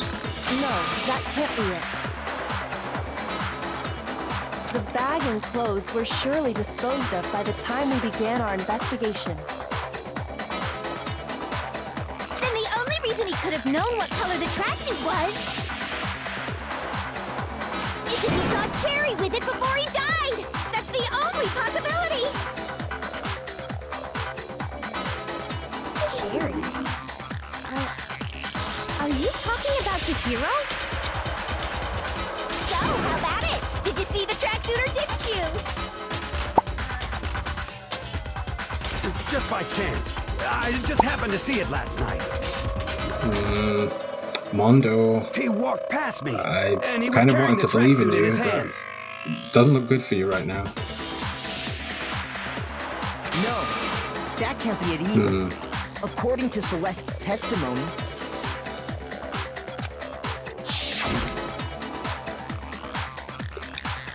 She stuffed the jacket into her bag in a hurry. It was almost like she was trying to hide it. And just like that, she was gone. when Celeste noticed it, Chihiro made a point of making sure the jacket was completely in the bag. If you just ran into him briefly, you couldn't possibly have seen what color the tracksuit was.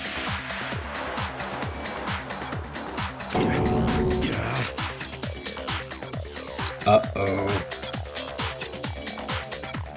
It would appear you've dug your own grave. Perhaps. But you handed him the shovel, didn't you? That's why you said what you did. Focus on the tracksuit and it'll be obvious who he met with? What a bunch of nonsense. Ah, now I understand. It was all one big bluff, wasn't it?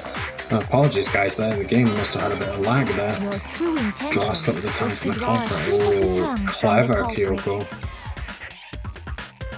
That's why you said you knew who did it, to put them on edge. That's right. However, Mondo was my target all along. I had my suspicions about him from the very beginning. Do tell. But why? What made you so suspicious? That's a good question. The way he was acting, I guess.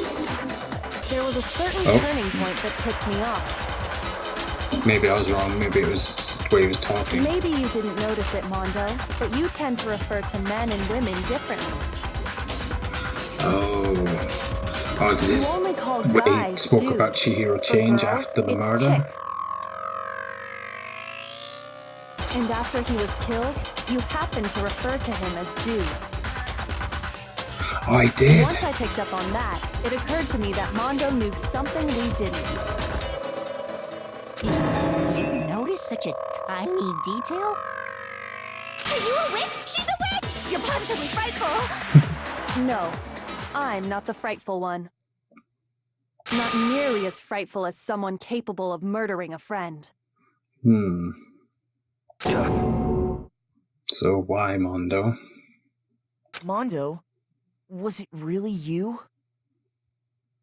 Guess so. Did you really kill Chihiro? I guess he did. I didn't kill anyone! Okay, seems adamant. You've been all over me, judging everything I say, putting words in my mouth. This sounds desperate. I think we've got our killer. What gives you the right to treat me like a goddamn criminal? Well, if you commit murder, then... Yeah! He would never do something like that! This is a false accusation! Kiyotaka, I know you two are meant to be bros, but I think you might have to accept that you might be guilty. It's true. My reasoning on that is pretty shaky. That was fast. Wait, what? Oh, okay. Well, this does present us with a problem. It seems we are all out of leads. I don't know if I've used up all my clues yet, so I don't know about that. My time has nearly come. You son of a bitch! I forgot you said you knew something, but you weren't going to tell us. You take this long? That's what my little ghost friend is telling me. Okay. Oh yeah, that reminds me. Hifumi, weren't you telling me you'd found some evidence? Really? What kind of evidence? Okay, Hifumi, what have you got? Actually, now that I'm thinking about it here calmly, it might not be all that relevant. Just spit it out anyway. Jeez, did your confidence just get up and walk away? It's fine, man. Just tell us. If you really insist, then... here it is. The handbook. What do you have there? That's the broken handbook, isn't it? It happens to be an e-handbook. I found it laying on the ground, so I scooped it up. You found it on the ground, right? Then it must belong to... Well, you never found Chihiro's pass. So Chihiro's? I got it! We know Chihiro's handbook was missing from the scene of the crime, right? Yeah. For a fact. For a fact indeed. I was totally sure I'd found it. Okay. It must hold some clue about the culprit, right? Maybe? I don't know. Well, that's what I was hoping. But it's busted. It won't even turn on. Oh, shit. Oh, well. I imagine the culprit broke it to get rid of any evidence after the murder. Okay. That's odd. I didn't think the handbooks were quite so fragile. No, Monokuma said they can withstand weights of about 10 tons or something. You're right. They're not. They're totally waterproof and shock resistant. It would take an awful lot to break one. And yet, this one does appear to be broken, as is Leon's, sitting useless in the main hall. Apparently so. For all your confidence, that is a remarkably high failure rate. Oh, shots fired. Do you think there might be some kind of mystery in there somewhere? Yes, possibly. How precisely did the handbooks get broken? That's the million-dollar question. How did the handbook break? There's only one possible explanation. By hacking it, by exploiting a bug, by hitting its weak point. I think Monokuma mentioned that there was a weak point to these things. I got it! You already told us before that the handbook has one weak point, didn't you? Yeah! You remember that? Sure, maybe I let that slip, but I never told anyone what the weak point actually was. Right. But if the handbook is supposed to never break, and two of them broke in quick succession, then... Someone knows. then we can only assume that someone's figured out its weakness. Yeah. You know what the weakness is, right, Monokuma? So, what is it? You're asking me? I guess to help the trial, you have to help provide the info. I think it's a necessary piece of information if you want this to be a fair trial. Okay. But if I tell you, and someone else decides to copy it, that would be very not good. Just tell us already. Why would we want to break our own handbooks? To the point. Oh well, I have a weakness for pushy demands. But you're sure you won't follow their example? Just make it a rule from now on. Then allow me to make a special announcement. The weak point of my cutting-edge e-handbook is... Drum roll, please. Is... When it's exposed to high temperatures for too long, it will suffer a meltdown and totally break! So the e-handbooks were put in the sauna. Or the incinerator. But most likely the sauna. I flippin' knew it! You knew it? Well, where did you find it here for me? Yeah, because I found the handbook laying on the floor of the sauna. The temperature in the sauna can reach over 200 degrees. Strange how you don't get burnt, huh? And Mondo had a contest with Kiyotaka in the sauna, and both of them didn't burn for a long time. It's because as your sweat evaporates, it creates a cooling layer of air around your skin. If the hot air of the sauna were somehow pushed directly onto your skin, you'd definitely get fried. That layer of air would get blown away. That's why you may feel a burning when you move around. So when you're in a sauna, make sure to keep nice and still. Interesting. I learned one new fact today. That is a mere trifling speck of knowledge. Anyway, if you found the victim's handbook in the sauna, Yeah. then the killer must have been purposely trying to raise its temperature in order to break it. So it was someone who knew how to break them. Meaning the culprit somehow knew its weakness. Yeah. But how'd they find out? Monokuma said he didn't tell anyone, right? If that's correct. Indeed. Quite the mystery. What if they found out by accident? How would they do that? What do you mean by accident? What if the killer took their own handbook into the sauna, not knowing its weakness, and it broke? I suppose that's true. They'd realize it was broken, of course, and it wouldn't be hard to figure out why. True. And once they had Chihiro's handbook, they knew they had an easy way to dispose of it. Okay. I won't say it's not possible, but who would have done something like that? Well, Mondo and Kiyotaka are the ones that have used the sauna in the past. I don't know of anyone who took their handbook into the sauna. I might know someone who did. Oh? Seriously? I think the one who may have taken their handbook into the sauna was...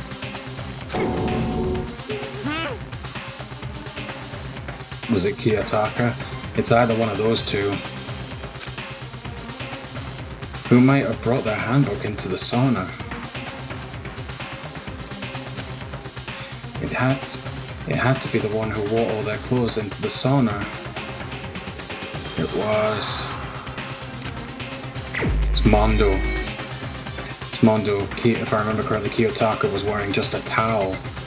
So it has to be Mondo.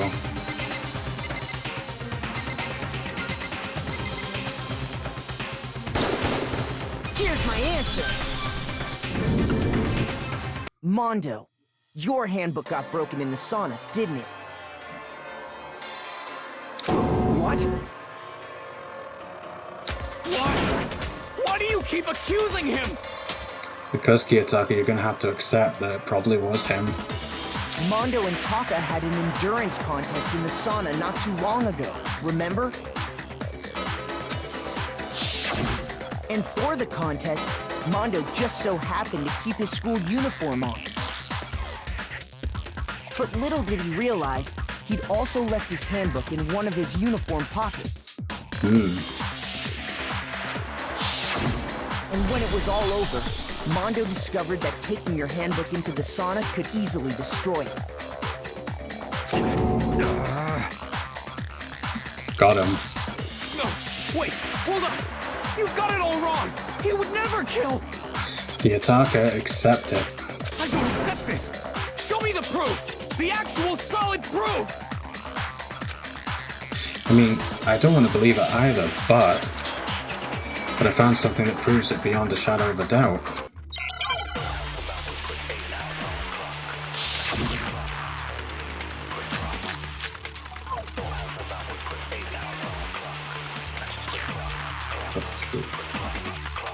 Let's test Makoto's assertion. If what he says is correct, then Mondo, you broke your own handbook. In other words, if Mondo's handbook is actually broken, then that proves that what Makoto said is right. Well, my goddamn handbook works just fine! See? Look! Makoto was wrong after all! Mondo wouldn't hurt a fly!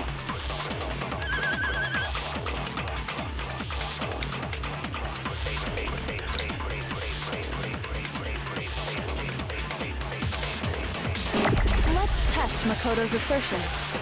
If what he says is correct, then Mondo, you broke your own handbook. In other words, if Mondo's handbook is actually broken, then that proves that what Makoto said is right. Well, my goddamn handbook works just fine!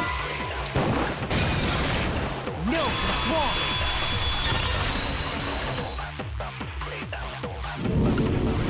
Mondo, the handbook you have right now, is it really yours? The fuck is that supposed to mean?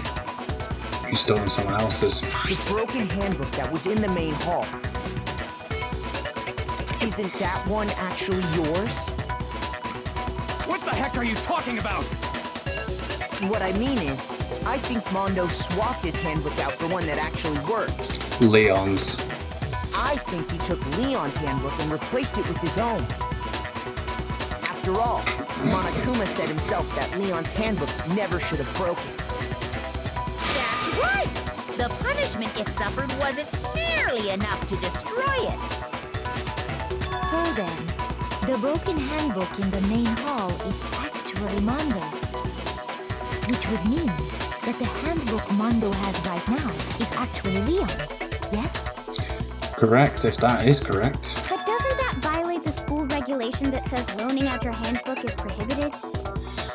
But, well, no, not really. He hasn't loaned out his handbook, he's just disposed of it.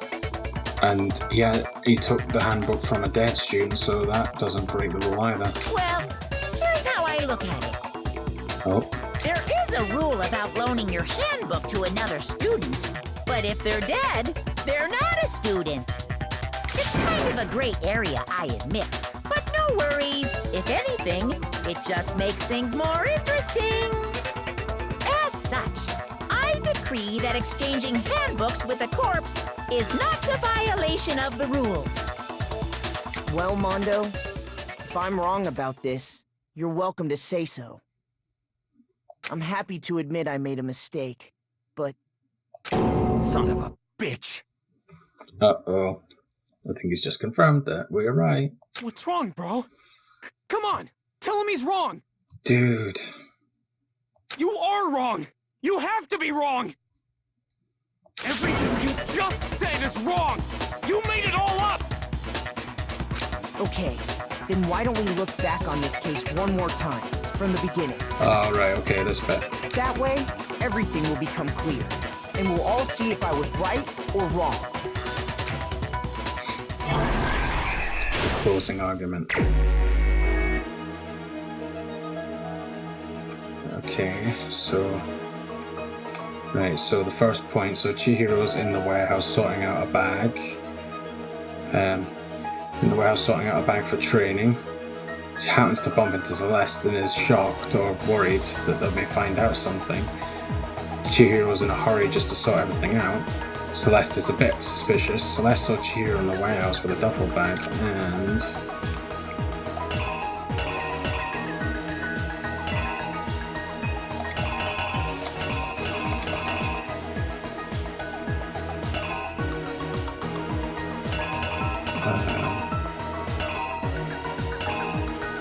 that one, I think. Yeah, and she saw that there was a blue duffel coat bag. Yeah, that's right. Okay, so quickly stuffs it into the bag, waves by to Celeste, gets to the locker rooms, uses Chihiro's own pass to get in to the locker rooms, I guess. Right, so gets into the locker rooms and Chihiro sees Mondo, but I guess Mondo must have been a bit confused at this point.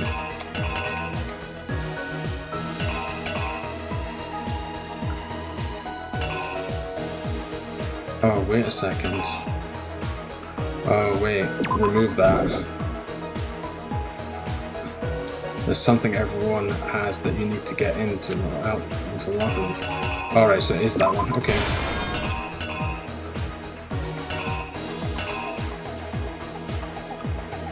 Or maybe it's not that one, maybe it's just that. Which locker room did Chihiro go into?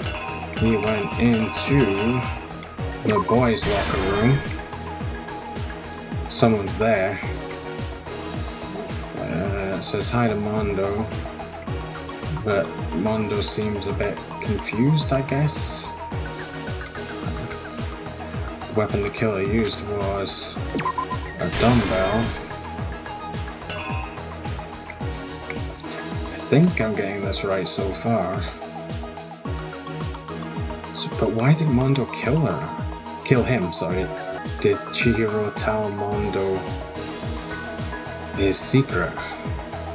So, beaten up. As the murder took place, some blood splattered onto something, didn't it? So it splattered onto the poster. So Mondo has hit Chihiro. Chihiro's down and dead on the floor. And there's blood on the carpet. So Mondo rolls up the carpet. Disguised the truth, the killer switched around the carpet as well as something else.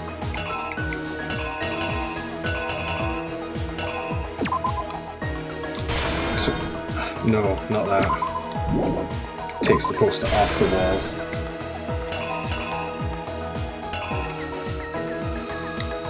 Which locker room did the killer move to?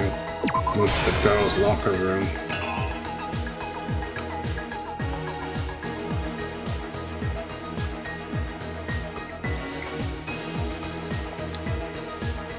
The killer took something from the other locker room and switched it at the scene of the crime.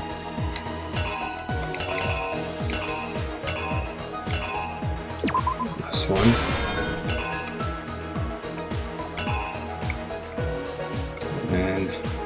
And carried Chihiro's corpse into the other room. So when Mondo left, he swapped the rooms around and he just left Chihiro on the ground with a bloodstain. But then Byakuya comes in, somehow comes into the girls' locker room with an extension cord and decides to do this. So was it the Byakuya brought to the murder scene? It could only have been extension cord. So Chihiro's already dead. When Byakuya arrived on the scene, what did he use to disguise what had happened?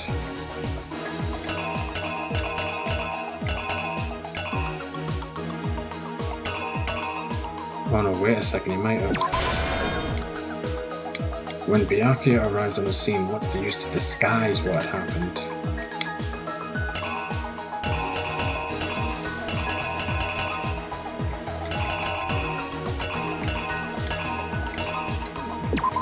that, maybe? Where did the killer go after they were done?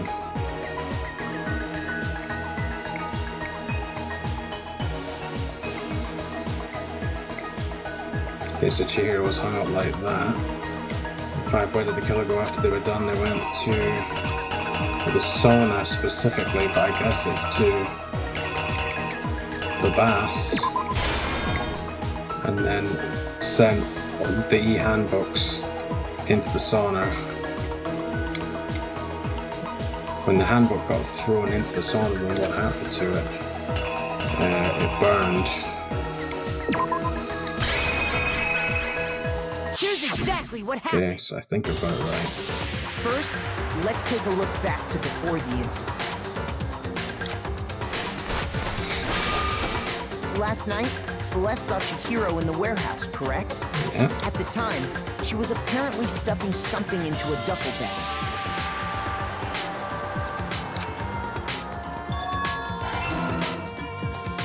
That something was a blue tracksuit. You can confirm this, right, Celeste?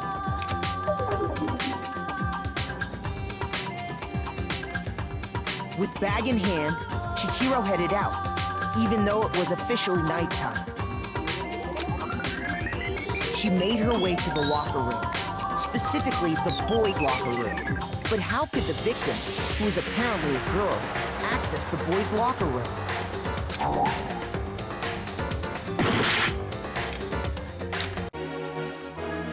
So this was wrong. Something everyone has that you need to get into the locker rooms.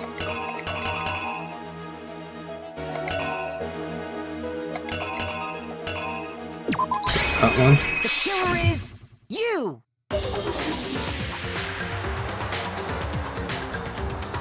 With bag in hand, Chihiro headed out, even though it was officially nighttime. She made her way to the locker room. But how could the victim, who is apparently a girl, access the boys' locker room? Simple, because she was really a he. Which is why he was able to use his own e-handbook to gain entrance to the boys' locker room. Once inside, he met with someone there. And the person he met was the one who killed him.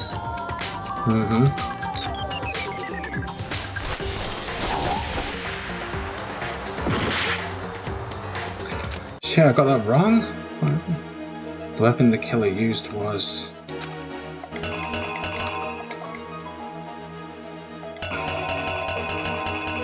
Well, it's definitely the dumbbell, but I guess it has to be this one. The killer is you! I can't afford many more mistakes. Once inside, he met with someone there. And the person he met was the one who killed him.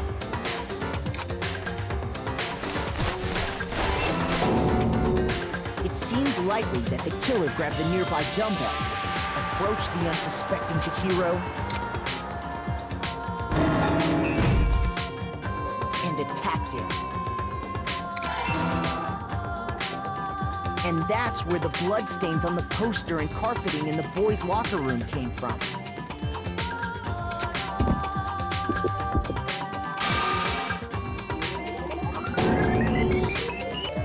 It was likely in the heat of the moment. The body was arranged, but the murder itself felt unplanned.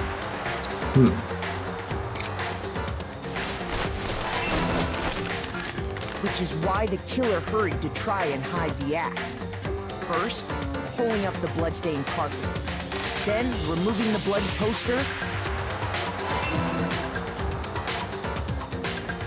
And finally carrying the corpse into the girls' locker room. A girl's handbook was necessary to get into the locker room, of course. But this alone doesn't prove that the killer was necessarily a girl.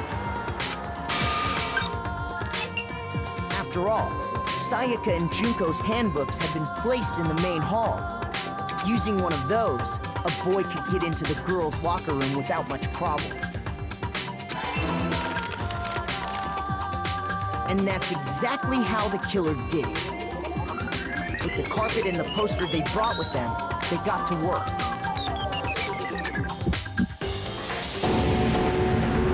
They changed the layout of the boys and girls locker room in what you might call a crime scene switch. That could have been the end of things, but no. Byakuya discovered the body and decided to intervene in the situation, making things even more complicated.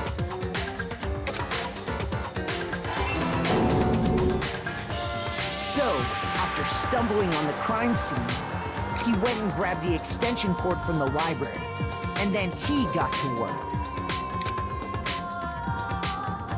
He used the cord to string up Chihiro's lifeless body.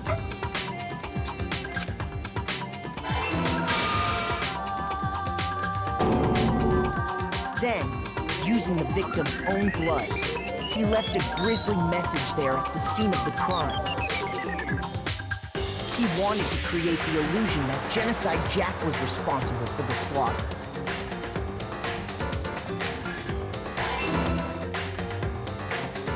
And around the same time that Byakuya was putting together this facade, the killer, having already disposed of Chihiro's bag and other belongings, arrived at the sauna.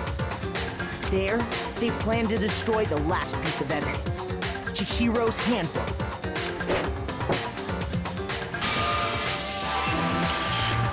And just as the killer expected, the steamy sauna was enough to ruin the electronic gadget. Somehow, the killer knew that the handbook couldn't stand up to the heat of the sauna. And the reason they knew that is because the sauna had already wrecked their own handbook. And that's how it all played out.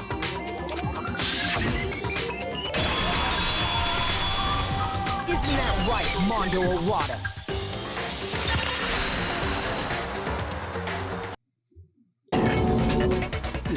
Shit. Wait! No! This can't be right! Where's your evidence? Yeah! Where's your evidence? You need evidence! You need proof! Without any proof, you can't pin any of this on him! God, dude, wake up. Evidence that Mondo is the killer? That already revealed itself earlier in the trial. If I could somehow show where Mondo's handbook is right now. Once I do that, everything will become clear. A new element has been added to the bullet time battles. Would you like to hear more? Sure. Let's talk a little bit about fever time and nega time. Okay. During a bullet time battle, if you press the RB button, so the R1 button, fever time will activate and the tempo will be forced to its max. At this point, even if you push the buttons at random, you won't miss. So you can push AY however you want to destroy the opponent's verbal assault. This only lasts until your focus gauge runs out, so make the best possible use of your time. Of course, it wouldn't be fair if only you got access to special time, right? Mondo gets access too. So we've also provided something called nega time that your opponent can use. If the opponent activates nega time during the bullet time battle, your tempo marker will disappear, making it quite a bit tougher to hit the buttons in rhythm. If you were to activate fever time at this point... No, never mind, I'm sure nothing would happen. I don't know what I was worried about. Unsurprisingly, if your action difficulty is set to gentle, the opponent won't use nega time. Well, we've got it to kind, so he will. Well then, good luck and have fun.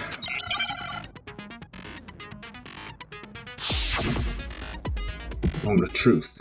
Oh, it's with Kiyotaka. Show me some evidence! You're wrong! I won't listen! I refute you! False! Show me some evidence! I won't listen! False! I refuse to vote! Show me some evidence! You're wrong! I won't listen! I refute you! False! Show me some evidence! I won't listen! False! You're corrupt! I refuse to vote! I refute you! False! You're corrupt! evidence. I won't listen. I refuse to vote. Show me some evidence. Damn it, I failed the trial. Nobody believes me, no one wants to hear what I have to say. Uh-oh. No. Pain at the moment, the most of us is Makoto. Oh, Makoto's not the black and too bad. Is this... I refuse to give up yet.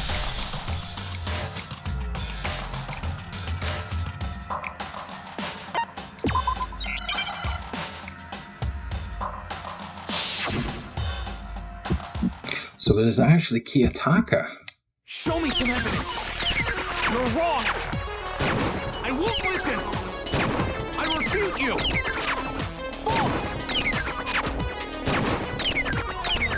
Show me some evidence.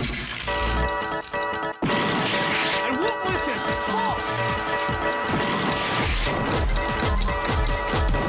I refuse to vote. Show me some evidence. You're wrong. I won't listen. I refute you. False. Show me some evidence. I won't listen. False. You're corrupt. I refuse to vote. I refute you. False. You're corrupt. Show me some evidence. This should prove it.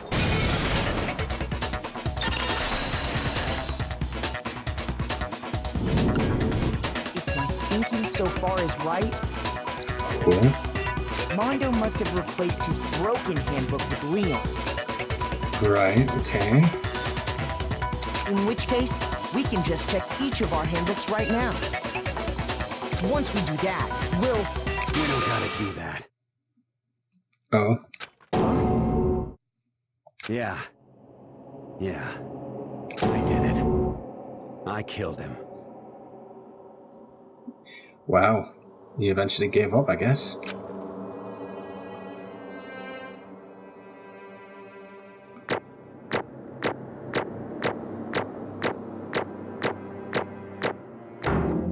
I still get an A, so I'm happy with that. Okay. So he did it. He admitted it. 79 medals. Kiyotaka won't be happy about this. Bro, Achievement unlocked, not what from are you saying? concentrate. Because I didn't use concentration. I got no choice, man.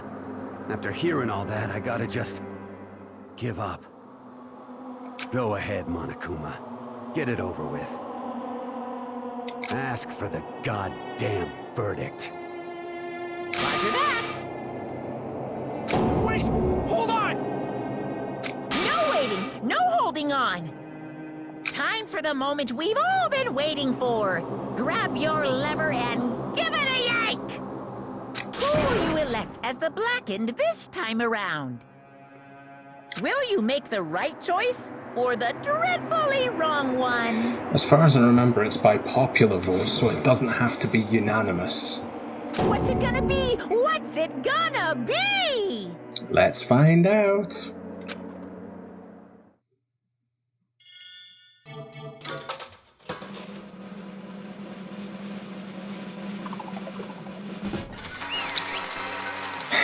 Mondo guilty.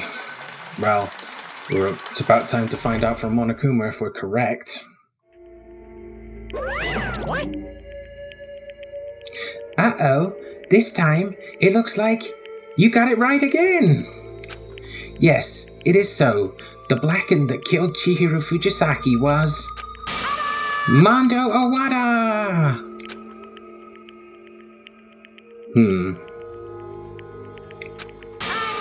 Unbelievable. In case you're wondering, the vote was not unanimous. Kiyotaka chose the wrong answer. Wait, does that mean Kiyotaka gets executed? No.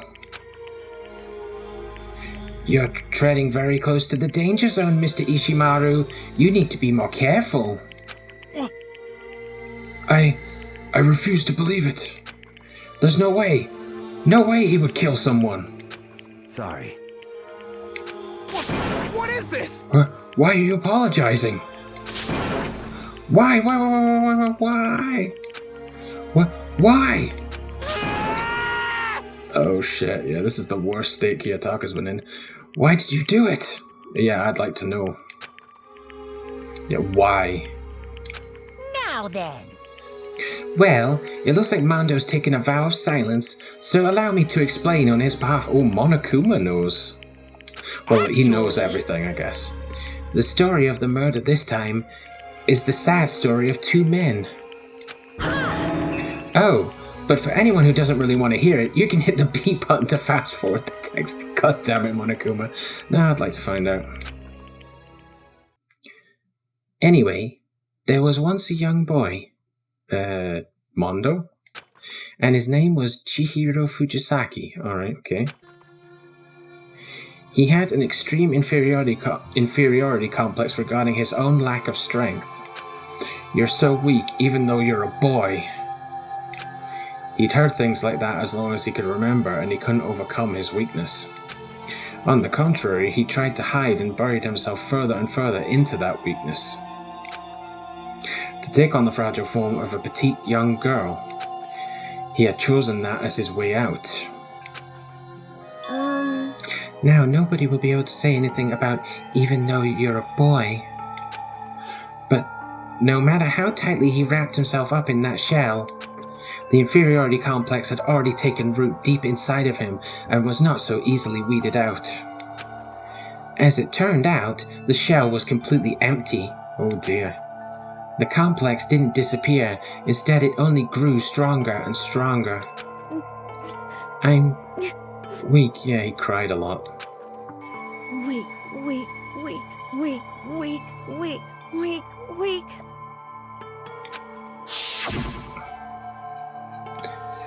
Once the killing game had begun here at the school, he had no choice but to accept this fact. After all, this world is survival of the fittest. If you're not strong, you don't survive. And then the lovely and hateful Monokuma announced the revealing of the embarrassing secrets. Which, of course, included Chihiro's embarrassing secret, which I was more than willing to divulge. Yeah. Even though he dresses like a girl, Chihiro is actually a boy. Hey, And that was something Chihiro couldn't let anyone find out, no matter the cost. If that was revealed, it would be the end. The hardened shell would crack, the armor would fall away. Without a doubt, those around him would torture him more than ever before. Everyone figured being thrust into such a dilemma must have sent him spiraling into despair. And yet... I'm sorry. I'm sorry, I don't really want to talk about it right now. But I also don't want to leave things the way they are, so maybe I can talk about it later. After I try my best to become strong, then I can tell everyone. Oh shit. Annoyingly, he used the threat of discovery to motivate himself to become stronger. That's right. Now's my chance. Uh-oh, what did you do? I want to change. I'm going to get stronger and accept who I am. Alright, so he just chose to go into the boys' locker room. Strong enough so that when someone says, even though you're a boy, I'll be okay, I'll get better. With that thought at the front of his mind, he resolved to take immediate action. And so... that day, he made the commitment to begin exercising. He was prepared to retrain his mind and body. But sadly, that would be the first and only chance he would get at it. hey, When he decided to start exercising, he thought it would be good to ask for someone's help.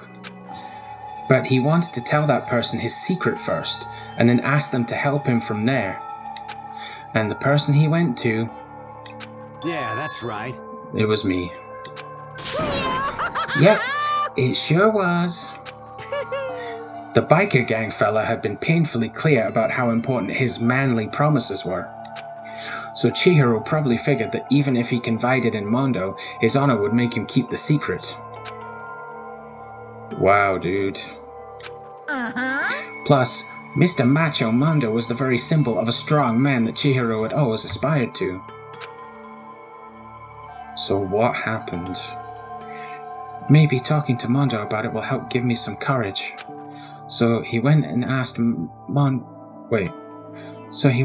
Mondo to help him become strong. I think that should be by Monokuma. That was his aspiration. And he thought that only with Mondo's support would he ever be able to come close to that. Correct. So then, that must be why Mondo did what he did, to keep the promise he'd made to Chihiro. Huh? Did what he did? You mean... that's why Mondo carried Chihiro from the boys' locker room into the girls' locker room? What? Indeed. Yes, that's exactly what I mean. Wasn't that to cover up what he'd done? Certainly. That could have been part of it, but I don't think it was the main reason. The real purpose was to keep the promise between men he'd made to Chihiro, that he wouldn't reveal his secret that he was a boy. But how does moving the body keep a secret? Because if everyone knew he'd been killed in the boys' locker room, then everyone would have been arguing about how she got into the boys' locker room, right? Once that started up, at least a few of us would have immediately begun to suspect his identity. So, he tried to protect Chihiro's secret by putting him in the girls' locker room and stealing his handbook. See? Right, but why did you kill him if you did? Then, Mondo did all that to keep the promise he'd made to Chihiro, who he'd also killed? Yeah, dude, why did you kill him? Why would he do that? The more I hear you talk, the more I don't understand. I mean, you guys trusted each other, right? So why? Why did you... Mondo, please tell us. Because, no matter what, I didn't want anyone to know. I knew it. So that's what triggered it after all.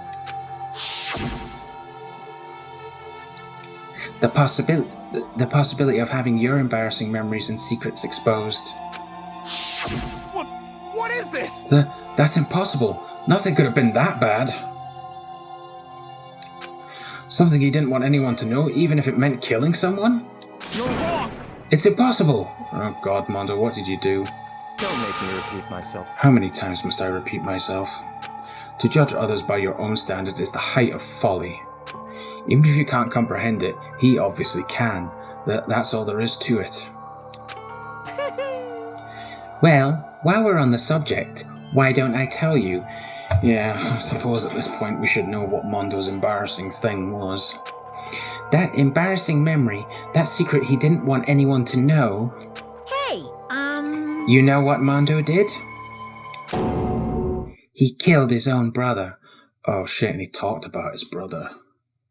Oh shit, so he'd already killed before. Shit. Mondo, the ultimate biker gang leader, makes all the hoodlums and riffraff across the country tremble. But the only reason he had the chance to join a gang in the first place was because of a certain someone. He took the leadership of the biker gang from his brother. Mondo's older brother's name was Daya Owada. Mondo had nothing but respect for him. It was because of Daya that Mondo ever got on a motorcycle. Mondo's brother was his only family growing up. He was the only one Mondo could trust or respect. He wanted to measure up to his big brother, so he imitated him in everything he did. Mondo was the epitome of the starry-eyed kid brother. Meanwhile, the charismatic older brother had put together a local motorcycle gang. And before anyone knew it, it had grown into the biggest biker gang in the country. Daya, the older brother, number one in the gang, and his number two, his younger brother Mondo. In the beginning, everything was peaches and gravy. But when Mondo started to think about how he would have to take over the gang from his brother someday, his brother's greatness, his reputation, began to gnaw on Mondo's very soul. wouldn't be able to live up to the same reputation, I guess. The kid's gonna take over for Daya, huh? Daya created this gang with his bare hands. Mondo's just along for the ride. Can someone like that really be our leader? All that'll do is make the gang look bad. Almost every day, Mondo heard the gossip and whispers of the other members of the gang. Which is why... I gotta get stronger. Stronger than Daya. Once. Just one time. No matter what, I gotta win. Don't fuck with me. I don't care what it takes. I gotta come out on top. And on the night of his amazing brother's retirement ceremony, Mondo challenged him to a street race. But during the race, tragedy struck. The kid brother pushed ahead with reckless abandon, eager for victory, and dashed into oncoming traffic, and his brother saved him and he died. But suddenly...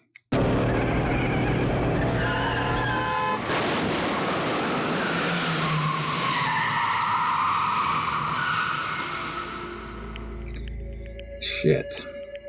Laying in his kid brother's arms, the older brother delivered his final words. My bad, kid. I fucked up. Sorry. Of course, he knew it was his brother's fault, but Daya never blamed him for what happened. Hey kid, the rest is up to you. No matter what, you gotta keep the gang together. Shit. 'Cause it's the team, you and me put together. It's a promise between men. Shit. He decided to hide the truth of what happened from everyone else in the gang, in order to keep the gang together and keep the promise to his brother. He could never admit to anyone that it was his own weakness that had caused the accident, and as a result,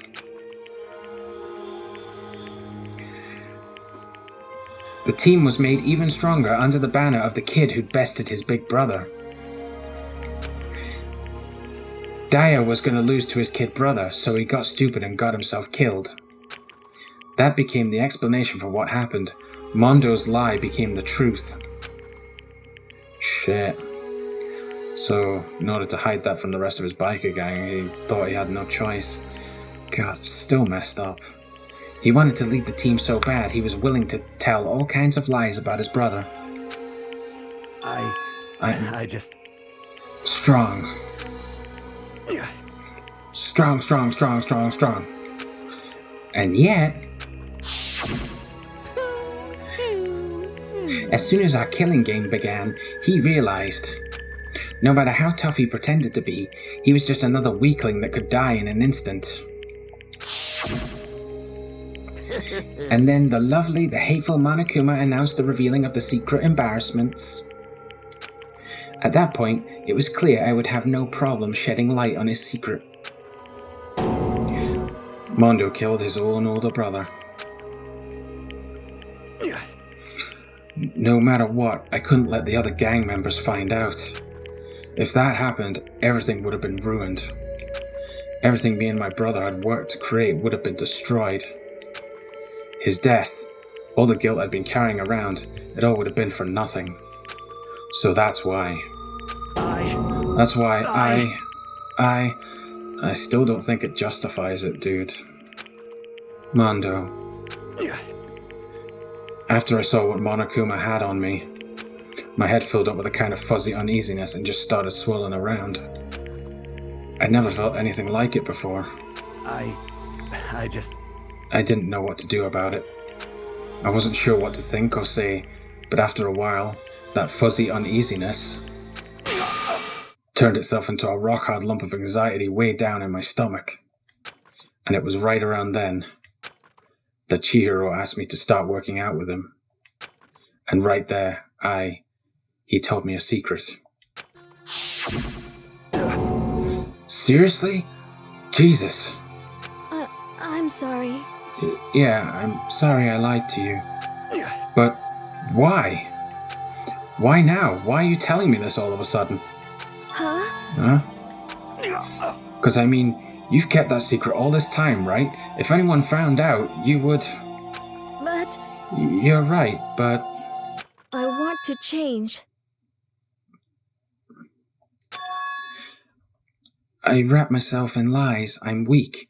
I want to destroy that version of me forever. His words were like a knife in my gut. I felt like he was exposing the lie I'd been living myself.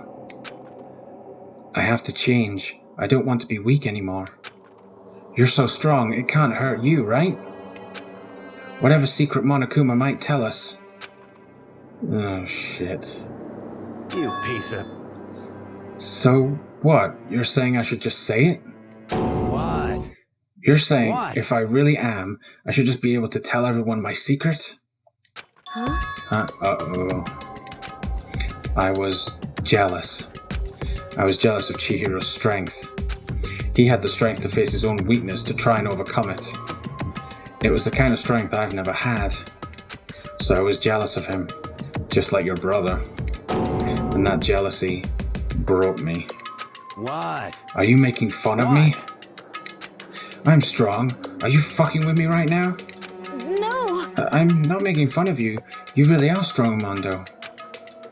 I felt like I could hear something starting to creak. Something inside my head. What did he want me to do? What was I supposed to do? Was I supposed to just sit back, let my secret get revealed, and ruin everything? What's wrong? Damn you! Why did you have to tell me all that? Are you trying to rub my failure in my face? I No. just wanted to... No, I just really admire you. I admire your strength. Yeah, that's right. I am strong. Strong. I'm strong. Strong, strong, strong, strong, strong, strong. Stronger than you! You son of a bitch! And stronger than Daya! Oh shit, he went into such a rage that he can't remember killing him. I don't remember anything after that. When I woke up again, he was laying at my feet, covered in blood. I had the dumbbell in my hand, and I was just staring at him, down on the ground. Hey. I killed him. I killed Chihiro. Even after all this time, I'm still just as weak as I've always been. God. And thanks to that, I did something I can never take back. Mondo. He was normally so aggressive, so angry. He hid that weak side away from everyone. That was his secret. A weakness like that lived in a heart like his, and it turned him cold-blooded. God damn it. And of course he's gonna love this. Well, I guess it's time for his punishment. Look at him. You see? You're all just like him. For a secret from the past, for a memory. For that, he killed another living human in cold blood. He couldn't cut free of his regrets from the outside world. He doesn't know what true strength is. Do you see hope anywhere in there? 'Cause I sure don't. You bastard. Just shut up, you son of a bitch. Go ahead, say that again, I dare you. Yep. Okay, I'll say it as many times as I want, is what I want to say, but... Unfortunately, I can't do that right now, because the time for punishing is fast approaching. Punishing? Oh, for fuck's sake, Makoto, you know what's gonna happen now. You kidding me? You mean... execution? Well, yes. Well now, well now, well now, well now. That's what I promised you, right? The Blacken that disturbs the peace will be punished. Ridiculous. Hold on. Now then, I prepared a very special punishment. For Mondo Owada, the ultimate biker gang leader. Kiyotaka, if you interfere with Monokuma's punishment, you'll be punished. No, wait. Let's give it everything we've got. It's punishment time. Said wait. It's not gonna happen, dude. Sorry, man. I couldn't keep the promise we made. From one man to another.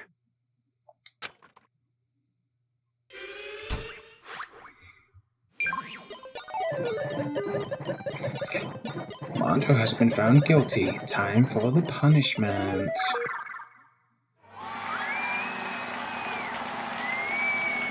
Jeez, I wonder what this is. Where all the other students get to watch. Oh, he's tied to a bike. Monokuma's riding it.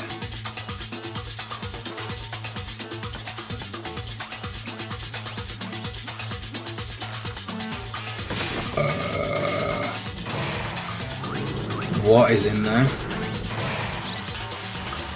The cage of death. Uh-oh. Oh shit. This is not good. Uh-oh, Mondo. Looks like it's goodbye.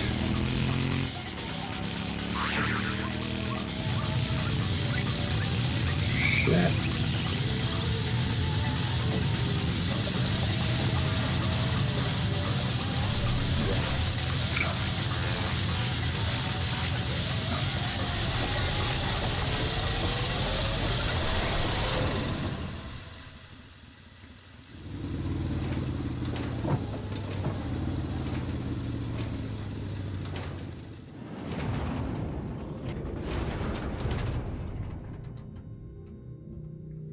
What the hell?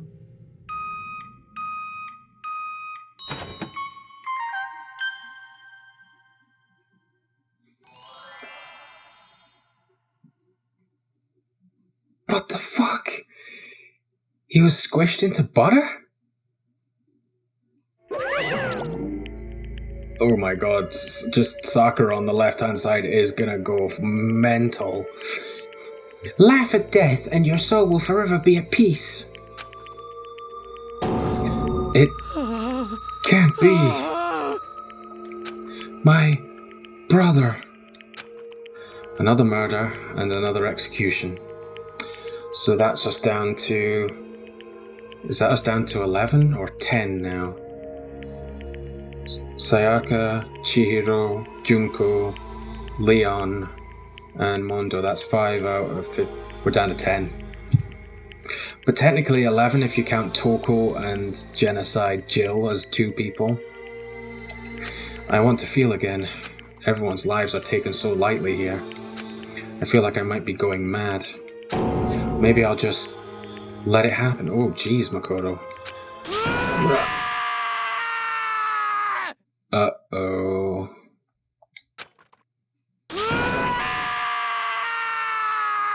Oh boy. As Taka's sad screams invaded our skulls, we were each forced to realize once again. But he, of course he had to. Oh, of course, Byakuya. What a disappointment. This is the end of the game? But, Byakuya! What is this? You're completely insane.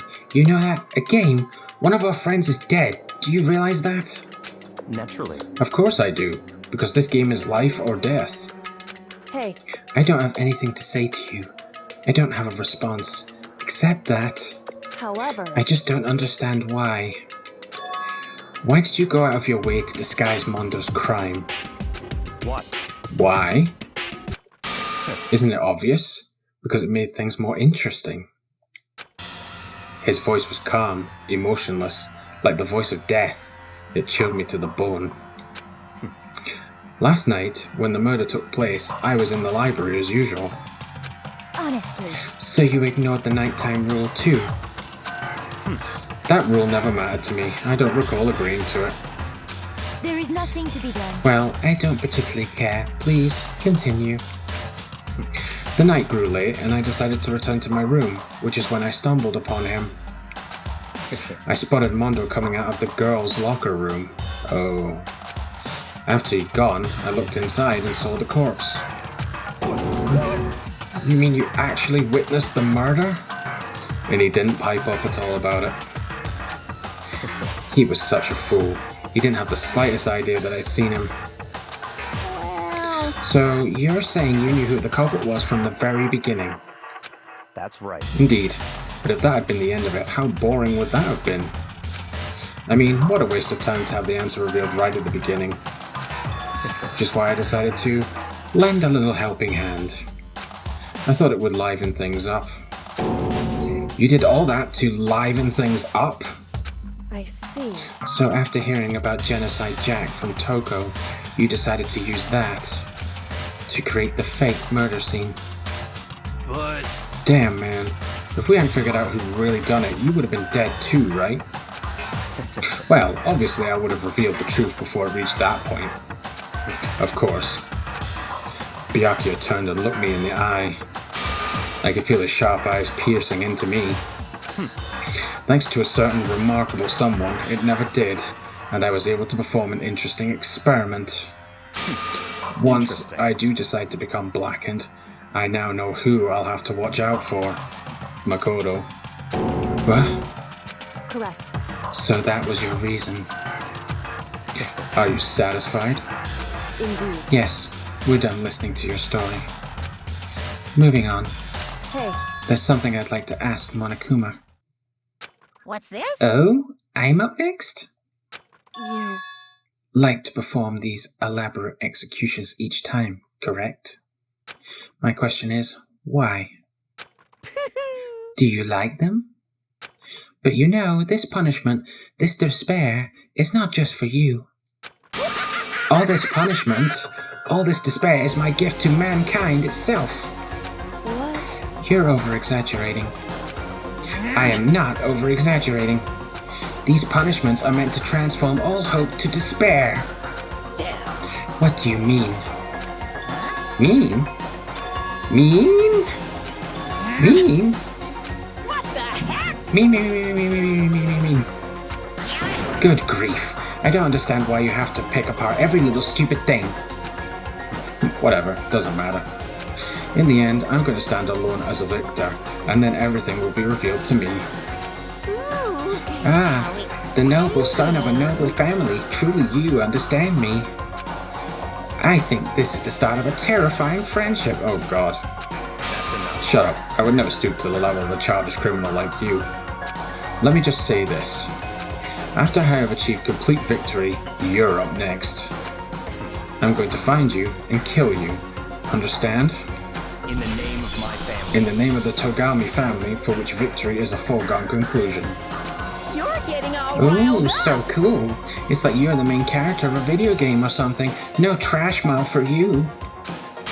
I swear, whatever it takes, I will kill you. Temper, temper. Sounds like someone needs a nap.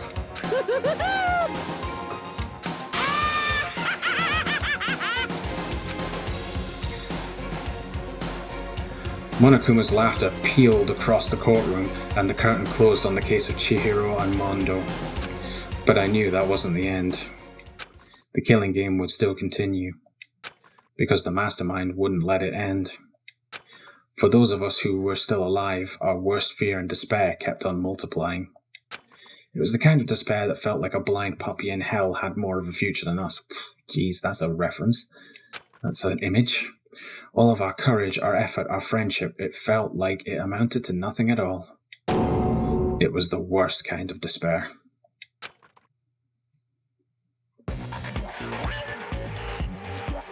Well, anyway, like I was saying... What the fuck? We're still going? Okay. This is a pretty good spot. Yeah, a really good spot. So he's talking to someone. I'm assuming it's not one of the students, because they shouldn't be in his control room. Anyway, isn't it amazing how that girl went and killed someone before things even had a chance to get boring? That girl went and killed someone before things even had a chance to get boring. What girl? No girl has made a murder yet. Unless he means Genocide Jill. Once things really get moving, it'll be like a roller coaster. There won't be any stopping it. Fear and despair charge forward at a speed nothing can hope to match. But I must admit, I'm disappointed. Oh, really? Why? I went to all the pain and effort of making you part of the group, and you couldn't play your part. Oh. Or is this the 16th student? You do remember you were supposed to make the first move, right? Well, no biggie. Nothing we can do about it now, so just do your best to make things more exciting from now on, okay? After all, that's what everyone wants to see. Okay, either this is the mysterious 16th student slot, or Monokuma really does have one of the students on the inside, which we would suspect is Byakuya, but who knows? There's one thing I'd like to ask you. As long as you don't want to know my measurements, fire away. Who is it? The 16th high school student, I mean. So that means it's not him, so that means one of the students is a spy for Monokuma. Traitor. My, you really took me by surprise there. I know I said you could ask anything, but... Super denied, ultra denied, demonic denied! Because you see, that's my ace in the hole. Oh boy. And nobody'd be dumb enough to reveal that, right? No matter how close they were to their friends.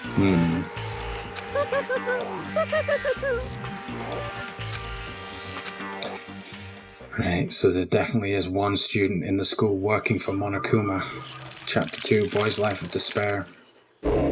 End. And we're now down to 10. To be continued. Holy crap, guys. What an episode. Received a crazy diamond present. We got Mondo's jacket, his biker gang jacket. Achievement unlocked, 2 of a kind. Do you want to save the data? Yes.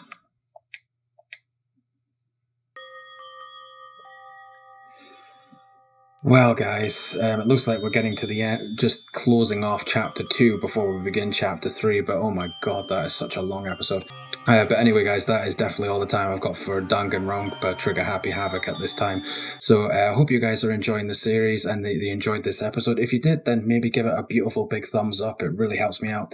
Also, don't forget to hit that subscribe button there on the channel so you get regular updates about my new videos coming out, as well as you get to see all the old videos I've already got on the channel.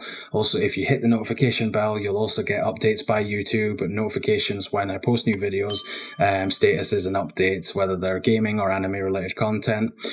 Also, let me know what you think down in the comments down below, what you think about this episode, what you think about the game, if you want to say hi, or just tell me what you think, how we played that trial, anything. Just go wild in the comments, guys. Just be respectful to each other. That's all I ask. And yeah, we'll continue the end of Chapter 2 and get into Chapter 3 in the next episode, guys, and see what awaits Makoto and the rest of the gang now. So thanks for watching, guys, and I'll see you guys in the next video. Bye.